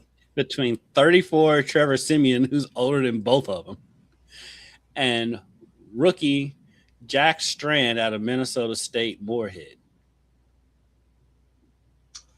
That's not good. That's not a good. Trevor Siemian has never really been good, has he? Like, he's just had subpar everything. Hey, Trevor Siemian wasn't that good at Northwestern. He wasn't. I don't know how he got in the league other than he's just really smart. I'm sure he's really smart. He'll probably make a great offensive coordinator someday. But he wasn't he has not been a great NFL coach. So NFL player. So he's 34 years old. I can't believe one, I'm stunned that he's that old. Listen. And stay in there and get those millions as long as you get it. And he's got the best job in America, backup quarterback. 1,000%. But the other thing is, what are you all doing when you have 2 very injury-prone quarterbacks and your third string is 34 years old? You're trying to lose at that point. I mean, what else would you be doing except trying to lose? Like, that's not a recipe for success. So, what about Arizona? Quick shout out to my boy Vinny Anthony. He's on that roster. He's on the team? Okay, there you go. What about Arizona? Jacoby, Gardner, and Carson Beck. Carson Beck's got a good chance of winning that. No, he doesn't. Yeah, he does not. Carson Beck's not going to win that job. Not this year. Well, here's the thing. Speaking of people who are oft injured, Jacoby's going to get hurt. and so well, to that point, so is Gardner Minshew. So right. He won't win it, but I'm not saying he's not going to win it. He's not going to win it. He's not going to win it, but he's going to play. He's 1,000% going to play. That's going to happen. What about over in here's one that's interesting. The Colts they're not actually cutting so far Anthony Richardson. In fact, he is listed as the number 2. They gave him permission to go seek a trade, but he hasn't sought it, and also he's listed as the number 2. Well, probably nobody wanted to trade for him. Well, right, but they've not cut him either. Because if you cut him, you're not losing a lot of money. It's not like you paid him a lot of money. Yeah, but when you're back, your second option is Riley Leonard. Yeah.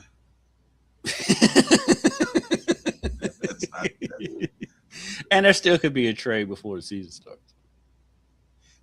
Listen, with all due respect, and this is going to sound like hate because of what I've been traumatized with. I don't know if you should be cutting Anthony Richardson. I think you got to see if the kid has something left, and because you're saying that you believe 1,000% in Daniel Jones. You believe in that because it started out good last year, but when it was bad, it was really bad. Which is what in his defense, Giants fans. in his defense, it was after an injury. He got hurt. He did, but also they had Phillip Rivers and Fat to that point, that's what Giant fans have dealt with his entire career. He's going to get hurt. It's not as publicized as some other injuries, but he's going to get hurt. That's what he does. And Daniel Jones is a contestant on Love Island. When you see him walk down the thing in his draws, you like, women go, wow, this guy's amazing. And then he opens his mouth and starts talking. You're like, oh my God, this is who you are. That's Daniel Jones when he plays. It's like, it looks, physically, he has all the stuff. And he can make some of the throws until he can't. And then it's bad. And it goes off a cliff real fast. I mean, I can't dispute anything you're saying because you're speaking from experience. And I'm speaking from the side of the experience that enjoyed it. Enjoyed it, right. But I'm trying to give him the benefit of the doubt because he did start out so well last year. He was playing well until he got injured. And like I said, I'm with you, though. There's no way I would cut. But the problem with Anthony Richardson is he quit. Well, but aside from that, that's a big part of it. Big picture. What's wrong with him is he doesn't have reps. He didn't play that many games in college. That's the I was other surprised part. that he went so high to begin with. And well, so that's on them. Because he looks the part too. He looks the part too. Yeah. Yeah, and he can throw the ball a mile. Yes, he can. But the only way he's going to get better is with reps, and you can't give him reps when he can't beat out Daniel Jones. And so, well, Daniel Jones is on the field right now, and he's playing or he's throwing, but Anthony Richardson is healthy. So if I'm Anthony Richardson, between now and July, the starting training camp, by the time training camp starts, you need to look like a completely different quarterback.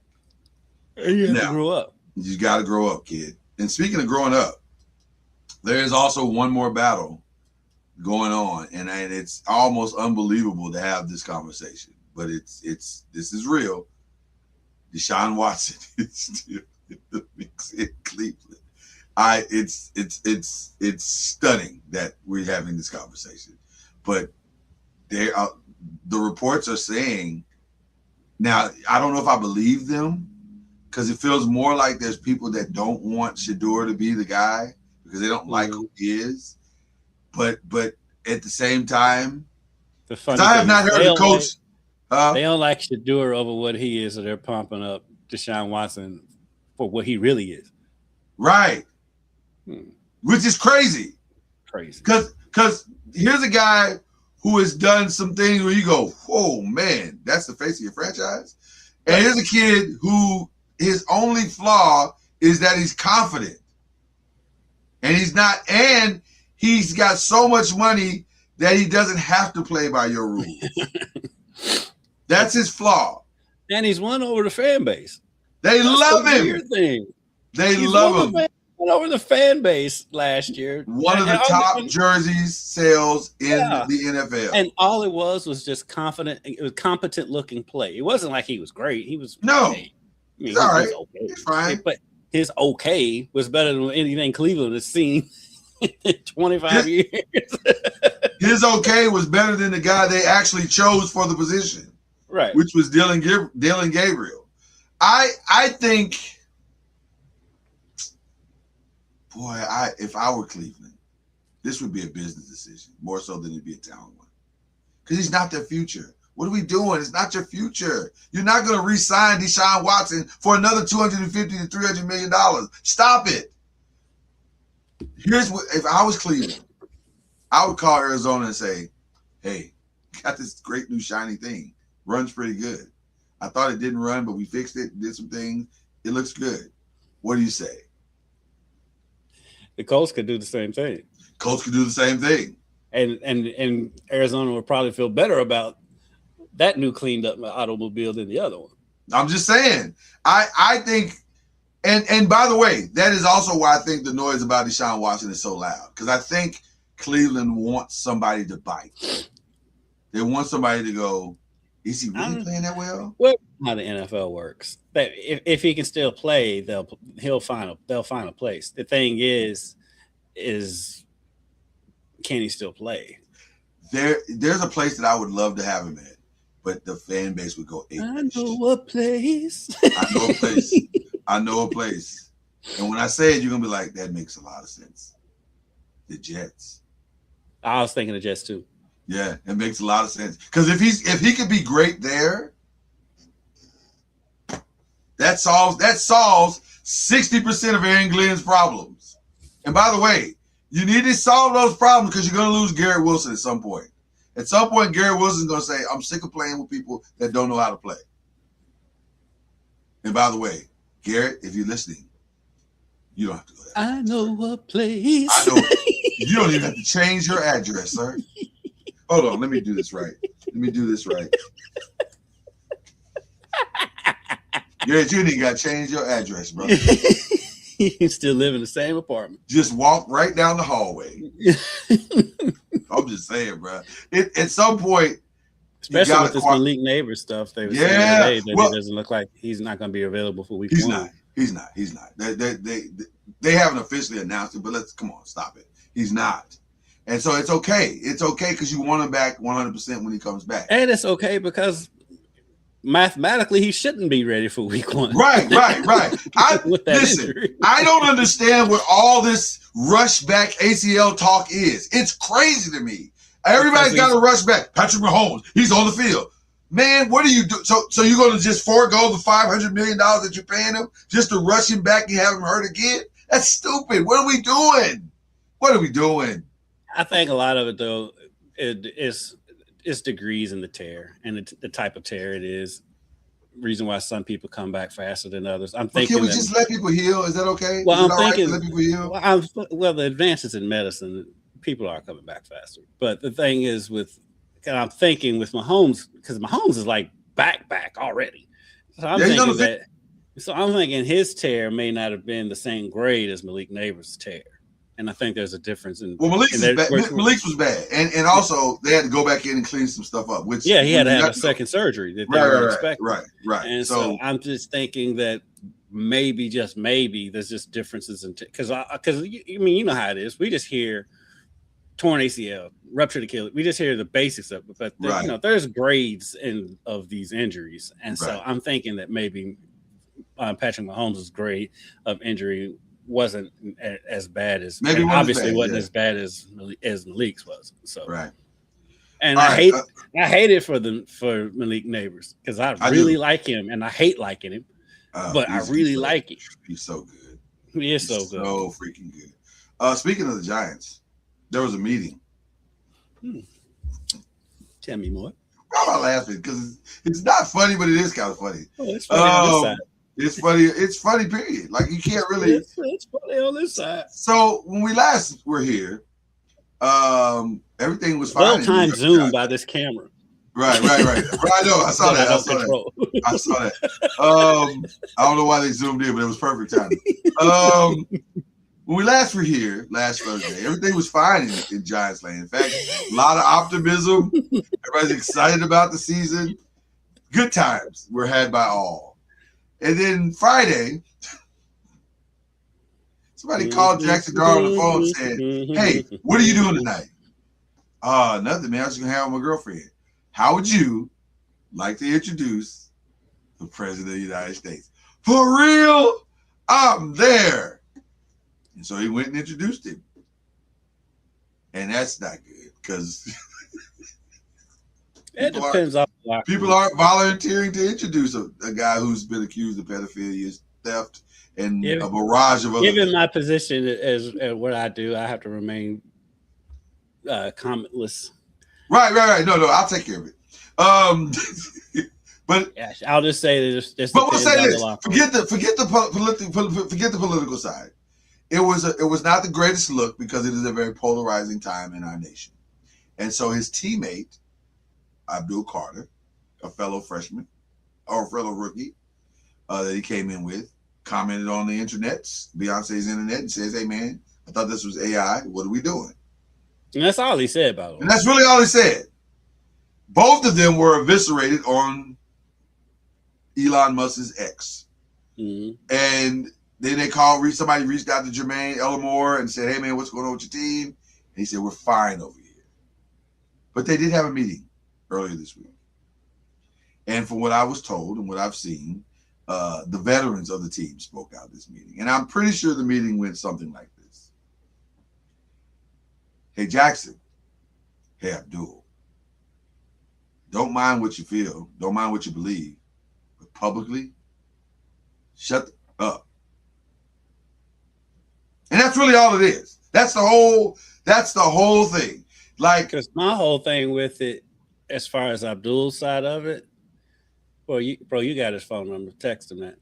Right. That's the problem, man. And see, what Abdul did is like what the biggest problem is. One of the bigger problem is right now of this generation. In this generation, it's not even just this generation. It's just the social media. That's true. Period. That's a good point. It's that like everybody wants to handle everything all out in the public, and like so many of these arguments and stuff we see from these grown ass men. Yeah. On social media, it's like, bro, y'all got each other's phone. Settle this off of social media. I'm so tired of seeing people fighting on social media. 100%. And by the way, I get to a certain extent why he did it, because what Jackson did was public. I get it. Except that you both need to know you've created a problem now. Right. This is now a problem. And that's why they had a full team-only meeting that involved 80 people in a room. Do you see where we're going with this? Mm-hmm. And here's what I think happened with the Jackson Dart thing, because I've done the research and found out that the Giants were not aware of this. They had no idea he was going to do this, and especially the PR department, because they said had they known, they not necessarily would have stopped him, but they would have said, you need to understand what you've done and what the repercussions are, which is where I was headed. I think that young man, when you watched him on stage, because what he said was fairly benign. He didn't say, I align myself with this guy, I endorse this guy. He didn't say any of that. He simply said, here's the president of the United States. So that doesn't necessarily speak to his views. Though he did say, I don't know of any blue hairs that watch the NFL, which I don't know what that was supposed to mean. Right. I didn't get that either. But I'll say this. I think this is a young guy who is very brazen and very brass, and he doesn't quite yet understand the scope and the depth of his celebrity and what he means to all people, not just people that look like you, but all people. Because black people have been giving you a pass with the whole rollies and all that stuff that you was doing and the appropriation. We've been giving you a pass because you play well. So it's like, as long as you win it, we good. And by the way, as long as he wins, this will be forgiven pretty quickly. Yeah. But also, you better win. Yeah, you put a target on your back. Exactly. And so, and like whatever your political affiliation, I mean, look, NFL is not a monolith. I'm sure there's plenty of both sides in the locker room. 1,000%. There's no more segregated place on earth. In that locker room, there are people, black and white, who voted for this president. It happens. Yeah. It's okay. Right. But the ideologies that follow, that's the concern that guys would have. So then you talk that out as men. And and by the way, I'm going to be honest with you, and I think you would agree with this. I find it to be hard-pressed that this kid would be a blatant, full-on, 100% racist and be playing in the sport of football. Right. That's a tough sell. Especially at that position. Right. Because unless you're going to play for a predominantly white team, you're going to have to figure this out. Mm-hmm. So I don't. Now, does that mean that's not in his background? No. Does that mean that's not how he was raised? Maybe? No. It just means I think he has probably settled some else aspect of that and is functional. But at the same time, now you got to live the rest of your days above board. Because while the organization might not police how you publicly or privately feel about, publicly, they will fire you. Talent or none. They're not going to mess up this money for you. So I like more than anything. It's just you brought something into the locker room. We brought a bunch of questions into the locker room that didn't need to be there. That didn't need to be there. But it goes for both of them because, like I said, Abdul could have easily just texted him that. 100%, and should have. Yeah, and absolutely should have. So there's that. Because if he because at the end of the day, if we're being honest, if that's a text and doesn't get out, we're not talking about this. Well, not as much. There would still be concerns about the Jackson Dart presentation, but that could probably be cleared up with a press conference. Mm-hmm. Right? It could be cleared up with a press conference fairly reasonably. It probably won't sway everybody, but at least you would get back to a baseline. And by the way, he still owes the people a press conference. That's going to happen at some point. Because the first time he steps to a microphone, he's going to have to he's going to have to take the microphone at some point. Yeah, a bad reporter is going to say, "Hey, man, remember that time when you stood up there? What's up with that?" So, yeah, there's that. Couple other stories. I've been seeing a lot about the Caitlin Clark rules, and I'm trying to remember who it was. Was it Lisa Leslie or one of the WNBA ladies spoke about they're not officiating her properly and they're not protecting her properly or something. I'm so sick of this. But then also they're talking about her anger, not anger, but her outburst on the court and her confrontation to other players. And I personally, I just want to say, all of y'all, for real, y'all need to shut up. This is stupid. It's why stupid. are we still here in year 3? She's a fiery chick that says stuff, but there's a lot of them in the WNBA, and right. So let's not because right now she's one of the faces. You're trying to highlight it and make it something that is not, or you're feeding into. I don't believe this young lady again. Here we go with racism again. I don't believe this young lady is racist. I think she's probably not been exposed to a lot of whatever, but I don't think she's racist. So let's not make her out to be. She's fiery. She comes back at people and she doesn't back down just because somebody's black or white or whatever. She goes back at whoever. She's not a chump. No, she's not a chump. And she's fine. She's fine. All these people talking about she needs to be, because on the other side, she needs to be protected. No, she don't. She don't want your protection. She just needs to hoop. And I'm so sick of this narrative around. Just let the girl play. We don't need think pieces on either side. It is what it is. Right. She's fiery. She makes shots. She talk her junk. She can back it up. I'm so sick of the narrative on both sides. You know what it is though? It's a nation of people who are late to the women's game because they're not used to this. But if you've been watching the women's games, that's the other side. Some of them in the women's game. It's like, man, some of it is. But I think all of it's fueling into the same pool, if you will. It's mucking the same pool up. And I'm sorry, but we've been watching. I still remember Shorty Schimmel getting in Brittany Griner's face in college. So let's move on. Right. Let's. Well, she didn't get her face, but as much as she could. She looked up at her face. So there you go. Yeah, it's a classic picture. Right. It's very classic. Yeah. So I'm just saying, it's much to do about nothing, and I that's why I brought it. That's why I wanted to keep it up. It's all right. Fun story. Interesting story. There's a judge in Atlanta named Judge Eleanor Ross. And they tried to make it a big deal because the right tried to say, well, she was an Obama appointee and look what she's doing. And I'm not interested in that part of the story at all.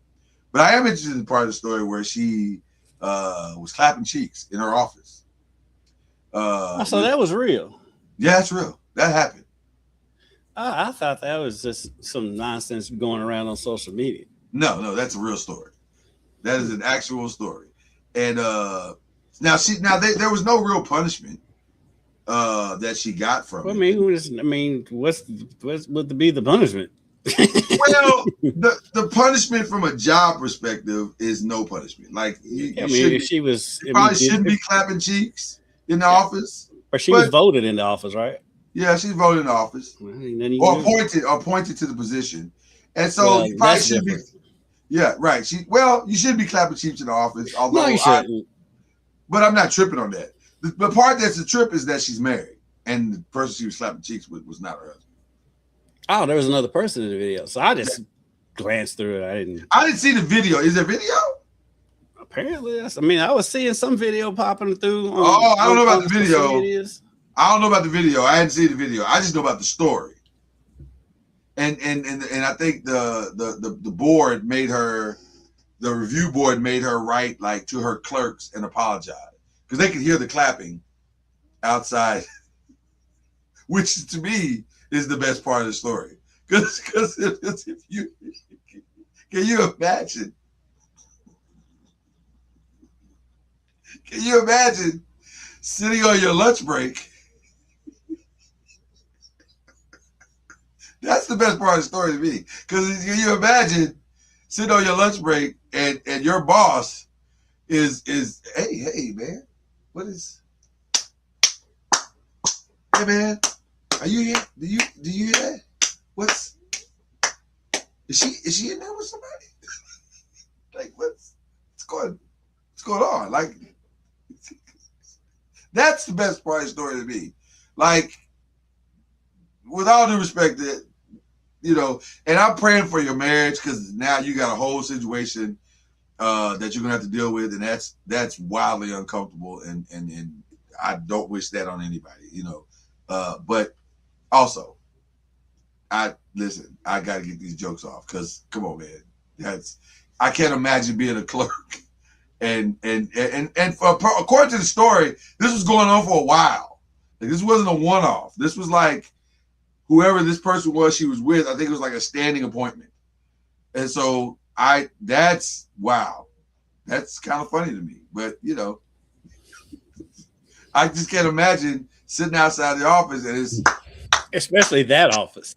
Right. Because you know it's a tight office. You know it's a tight office. You know, you're like... And then after a while, if they're doing it weekly, you're like, come on, man. I'm trying to eat my sandwich, man. I can't. Just want to eat my Chick-fil-A in peace. Like, I want to eat my ham sandwich in peace. Right. I'm trying to put these Chick-fil-A away and get back to work. And then got to listen to cheeks being clapped. And they, according to the article, there was cheeks, there was clapping and moaning. How many times have you written a story and you put clapping and moaning in the same article? Right at 0. I just thought that was funny. That's the only reason why I even brought the story up, because that part to me is hilarious. I hate that she cheated on her husband, and I'm praying for their family because that's a lot to have to deal with. But boy, sitting outside the office and you're just like, wow, that's a lot. I can't imagine listening to someone clap cheeks at work. All right. Somebody wrote an article, bro. Not even wrote an article, it was like a post. And they said the most dominant years for a rapper in history were 2003's 50 Cent. That would have been his In the Club year. 2015 Drake, I don't know what that would have been for him. Maybe it would have been the Kiki's thing, I don't know. 96 for Tupac with Me Against the World, and then I think Machiavelli later. Or All Eyes on Me. All Eyes on Me. Yeah, All Eyes on Me later. Futures 2015. I don't listen to Futures, so I don't know.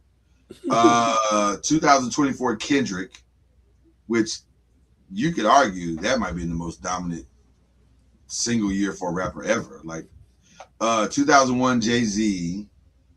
The In the Club year for 50 was pretty dominant. Pretty massive. That was pretty massive. That first album. Yeah, that's pretty massive. 2010 Kanye. Eminem's first, 2002. DMX 98, which was really big. That was a big year for hip hop, period. That might have been the biggest year ever of hip hop. Because there was, if you go back and look at the 98 drop, here are the 4 albums that make 98 by itself. 2 DMX albums, the biggest Jay-Z album of Hard Knock Life, and Outkast's Aquemini. All in 98. It doesn't get much bigger than that. That's pretty big. And then 2008 Lil Wayne. Which one of those would you put as the number one? Would you put 50 Cent? And you know me, I'm not a 50 fan. Right. But that year, because every song that came out off that album was a hit. It was a banger. It was a banger. I mean, yeah. I mean, like everything he touched. His fall off musically should be studied because, like, as hot as he was on that first album, and even on the cameos he was making and everything, he was as hot of a rapper as that I can think of ever being. And the drop off on when his second album came out, but it's amazing. Well, it is, but then it's not, because if you think about it, so they didn't throw Snoop and Dre's dominance in '93. No. Although that's the one. That's the one. You would say that's the one, really? Yeah. They were burning. Jeez, they were on fire. You are correct. They didn't have Master P's in there?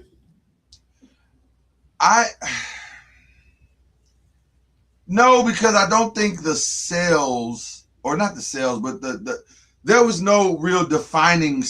Make 'Em Say was probably the biggest song of that, but that was like a collective. Like, if you were talking about a label's hotness, then yes. Yeah, No Limit. Yeah, you would say No Limit. So we're going. So I give you. We're talking about a rapper. We're just going individual.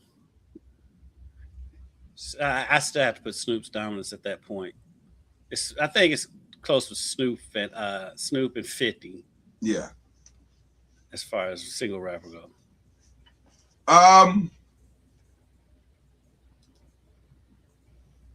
What? Although I'm gonna say this, and this is probably recency bias. Kendrick's year was hot, man. Jesus. I mean, he got the Super Bowl. That right, and then you go on a world tour right after, like, and it's all off of one song in an album. That's pretty. He carried a whole year winning one song. Yeah, like, that's pretty impressive. All right, do me a favor, because you've talked about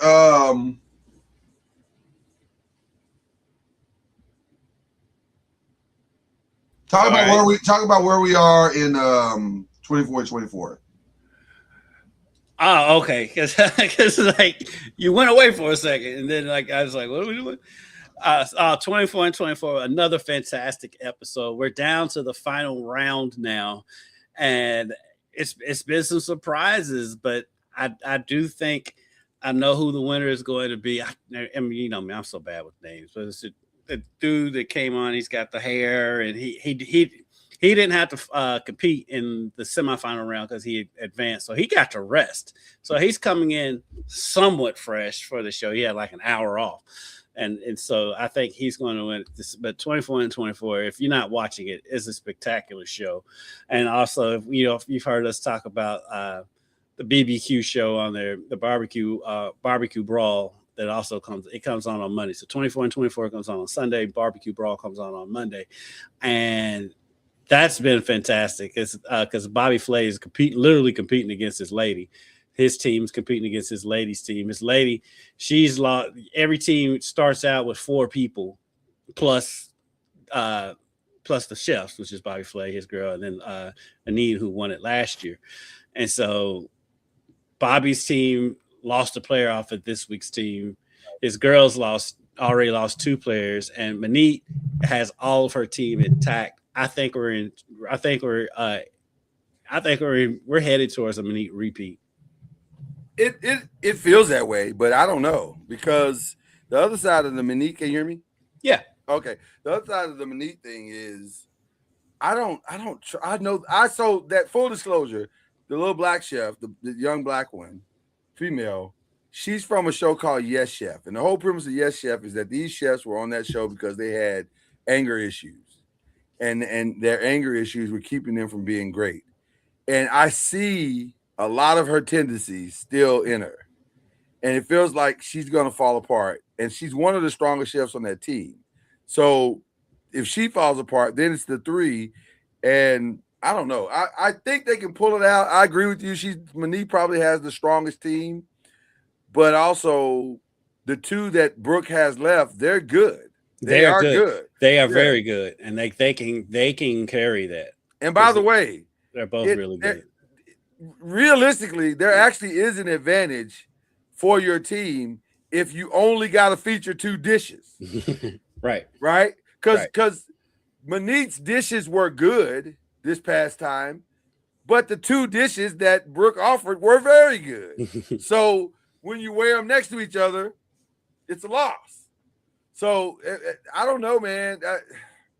I'm enjoying. All I know is I'm enjoying the heck out of it. I think those two are very good for all four of Manit's players are incredible. Because They're solid. They're very solid. And she's got two dark horses on that team. Because one, the real quiet dude, it looks like he's 12, who was in the face off last week and won. He cooked his behind off. Yeah, he may be kind of the weakling just because out of inexperience. But the other cat, the one black dude from Chicago, he's kind of strange. But he can cook. He can go.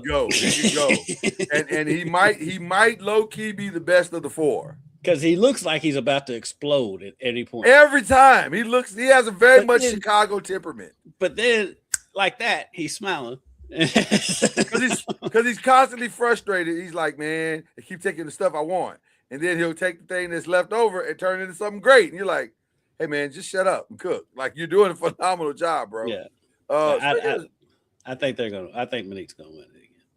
She's so good. Monique's just everything she touches is just good. She just understands cooking shows, competitions. I also been watching the new Chopped Castaway thing. I can't get it. It's weird. It looks weird. It is very weird. It's like Survivor meets a food competition. A watered down version of Chopped, though. It's not even a good version of Chopped. It's like a watered down version. And you're just like, this isn't good. I don't love this. So anyway, you talked about the finale going down this weekend. I did mention that there is the finale. I didn't go into depth of it because I'm so bad with names. It's going down. There's a final five. I think it's four. Final four. Only name I remember off of it is Joe. Leanne. Viet. The one guy that I think is going to win it. Viet. No, not Viet. Yeah, but Viet. The dude. The one that got through to the other side. Yeah, I forgot his name. Keith or something. I don't know. But we'll call him Keith. But it's probably not Keith. But I don't think it is. It's going to be good. The final four looks like it's going to be really, really good. But let me tell you something. Because we haven't talked since the last time. When they gave them that moose boosh not the moose boosh, that was crazy too. But when they gave them the creme brulee to cook and the risotto at the same time. I was watching it with my wife. And they had to do it in like 30 minutes, right? Right. It was like 30, 40 minutes, something like that. I was watching it with my wife, and she's like, that seems like a lot. I said, no, it seems impossible. There's no way to do that and get them the margin for error to get those two things right in 30 to 40 minutes is like razor thin. Mm-hmm. And you saw only like two people got it right. Right. Both of them got it right. It's very, very hard. They got both of them. Most everybody got one or the other right. Everybody got at least one right. But and I think they knew that. I think they were all like, let me just focus on the one because I'm not going to get both. But the funny thing is, I tell you, the other person, Christina, the girl. Yeah, it is 5. Yeah. Still in. Yeah, the curly hair lady. Yeah, but my man Joe, he focused on the risotto and got the creme brulee right. And got the creme brulee right. I was like, you did the opposite of what you said you was gonna do. Your expertise was the risotto. So yeah, that was crazy. But okay, another finale going down this week is Euphoria. See, I just started the season. I think I'm 3 episodes in. This is one of the wildest shows. I'm gonna de-glass for this.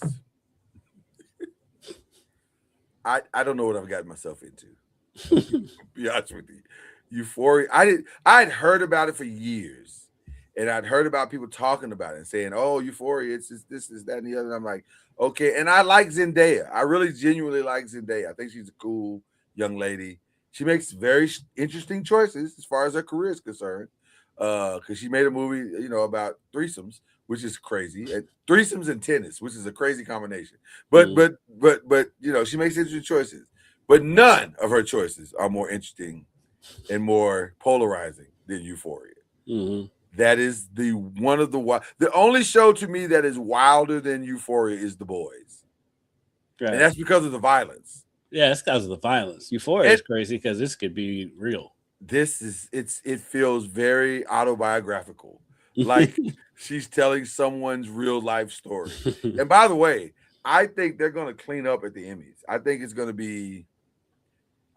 going to get a nomination. I think Sydney Sweeney's going to get a nomination. I could see my man that plays there's a black guy that I forget his name. I apologize to him. I have no disrespect to you, brother, because you are phenomenal. And I could just look you up real quick and just like call you by your name, and that way I'm not disrespecting. But you're talking about the guy that owns the strip club. That owns the strip club, yeah. Yeah, he's been around for a while. He's been around. He's done a lot of good things. Speaking of 50 Cent, he was played the villain in that. Yeah.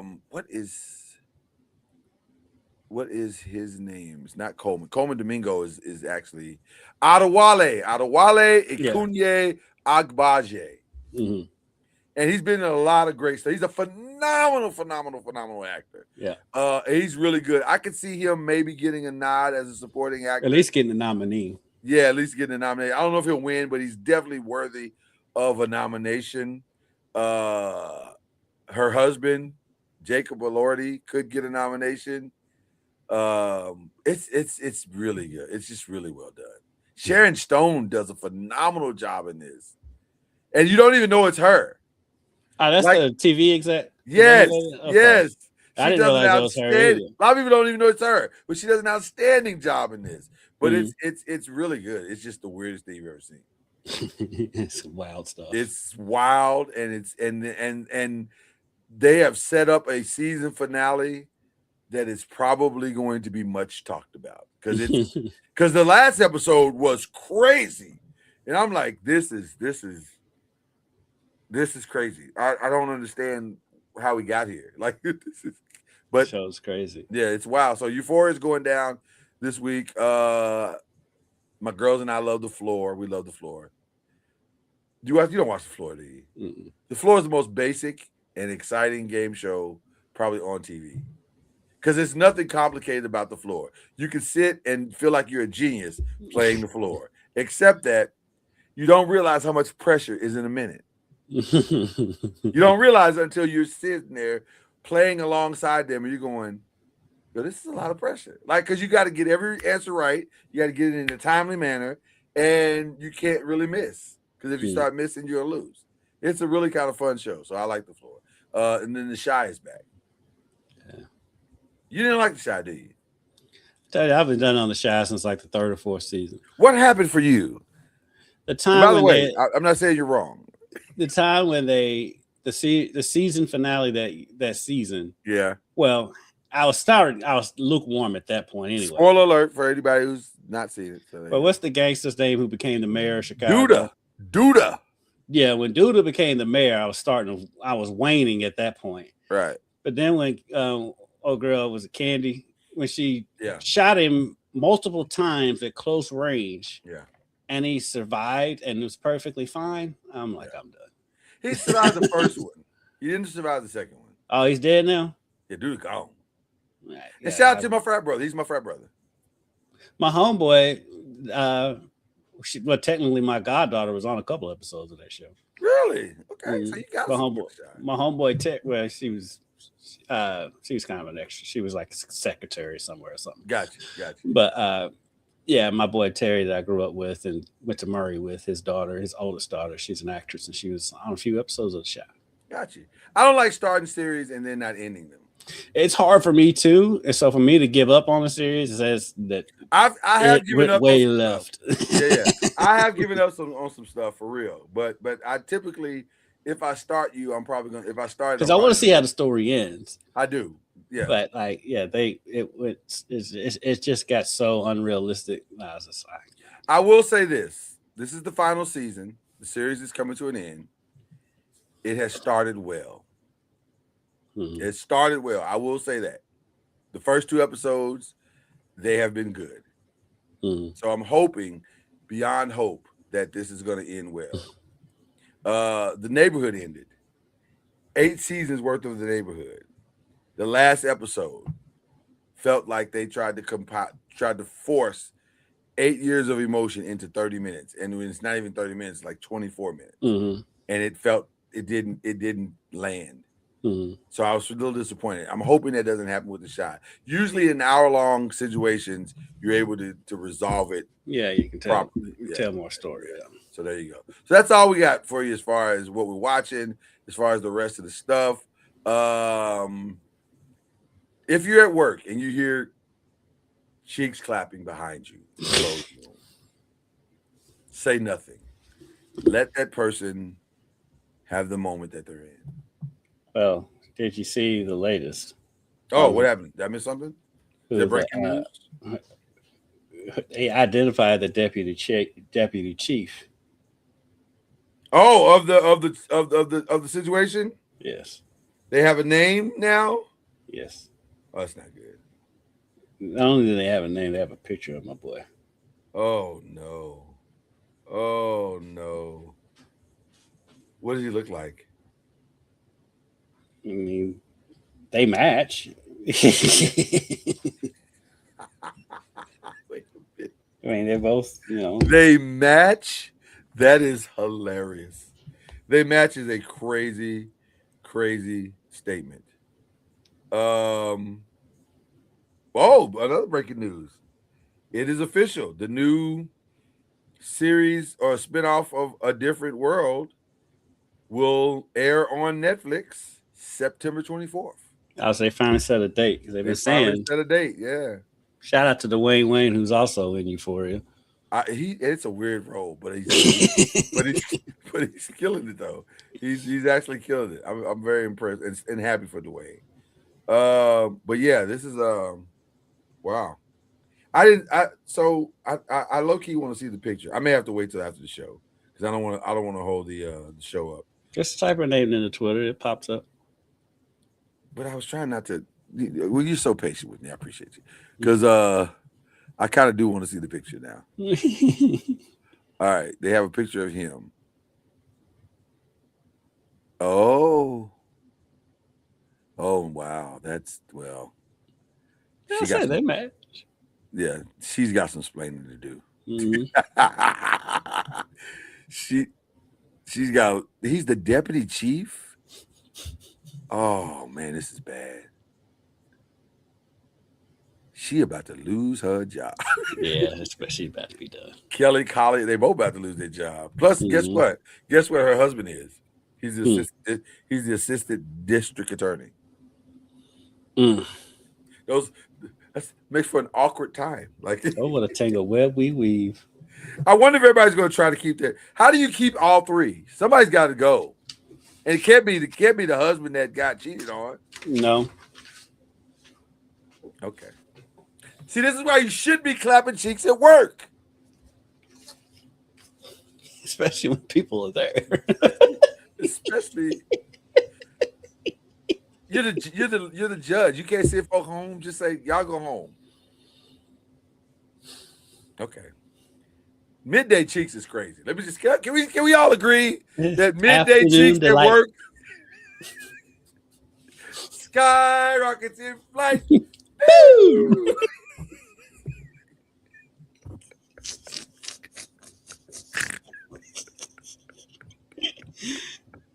That's crazy, man. Oh my God. What are you doing? Eleanor, what are you doing? And it's multiple times too. It wasn't just one right. time. That's what I'm saying. This was like an appointment. Mm-hmm. Like, I see you for lunch. We're gonna have today. What we have for today? We have relations and cheeks. We'll have relations. Hot, lovely relations. Sure, we're gonna have relations.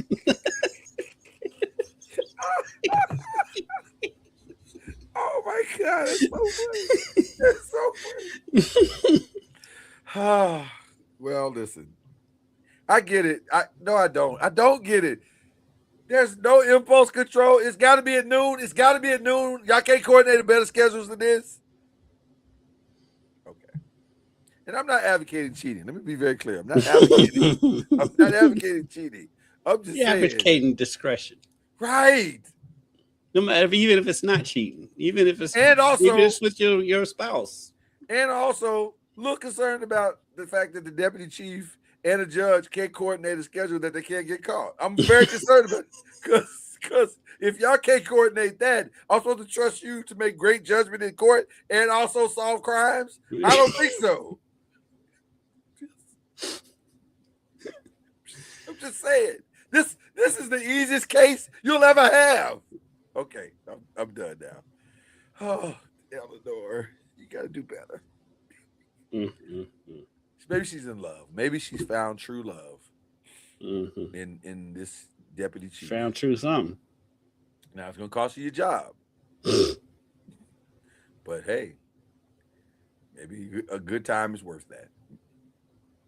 Personally, I wouldn't let anything mess up my money, but to each his own. To each his own, Kendrick. Okay.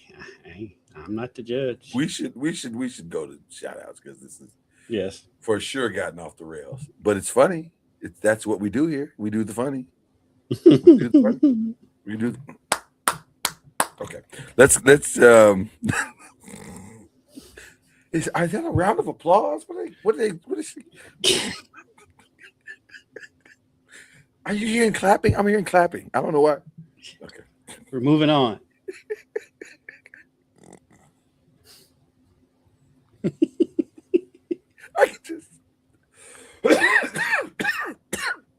I could just see 4 little clerks of multiple. We're moving on, Lloyd. No, I'm just saying. You can see it. You can see them all sitting out there in little cubicles outside the office, and every day, just angry, just so angry because they gotta. There she go again. You wanna go for a walk? Yeah, let's go for a walk. Y'all, the Chief's back.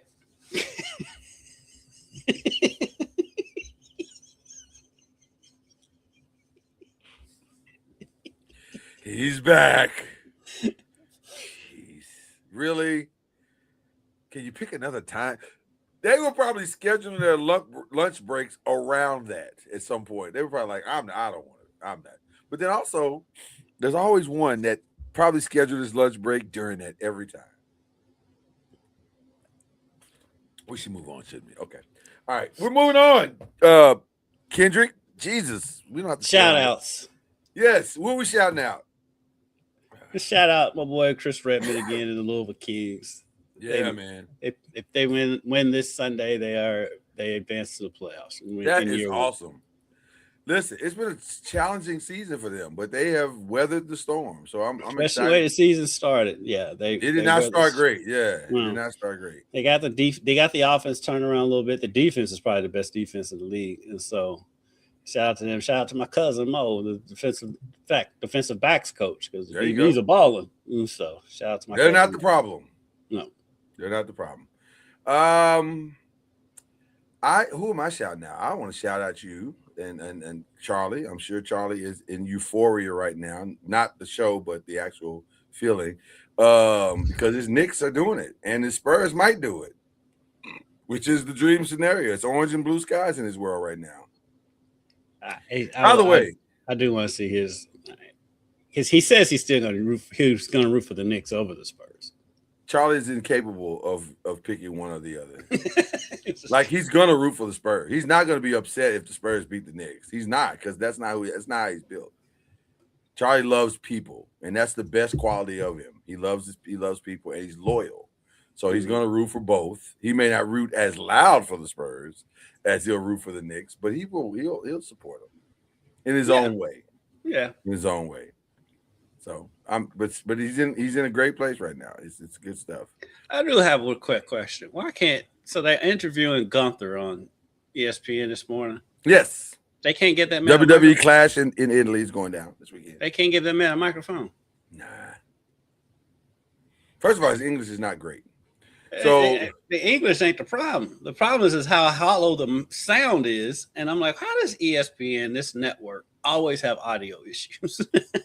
I'll be you honest see with mics you. going out on the set all the time. I'll be honest with you. I don't like the new studio as much as I like the old one. The old one seemed like they had less problems, but this new one, they seem like they have all the problems. They be sitting around the table and one person's mic goes completely out, and then you got to have to bring in a stick. Yeah, To which I'm like, yeah, I don't have another lav. This what it's called, a lavalier. Lavaliers, They right? don't have another lav they can just put on. Why they have to stick this stupid looking stick maintenance? I know how much I'm paying for my ESPN package, and surely that's enough to get you one lavalier mic. And I have mics set up for when they have these interviews. Right, like this feels Zoom like. interviews. What are y'all spending the money on? Is it all going to Stephen A. and Greeny? Is that what's happening? Yeah. Well, they're gonna make them take like a slight pay cut at least to buy supplies. Like, what are we doing? How did I have a Sennheiser sponsorship? Right. This doesn't feel like it should be this hard, but it is. All right. I don't have any other shout outs. I don't think I have any other shout outs. Oh, my beautiful daughter is finishing up school, so shout out to her. I'm excited about that because she's about to be a senior, so that's cool. Nice. But it's also weird. Yeah, I can stand. Because it happens so fast. Like it's like you were just in the 6th grade, like yesterday. So how did we get here? So this is crazy.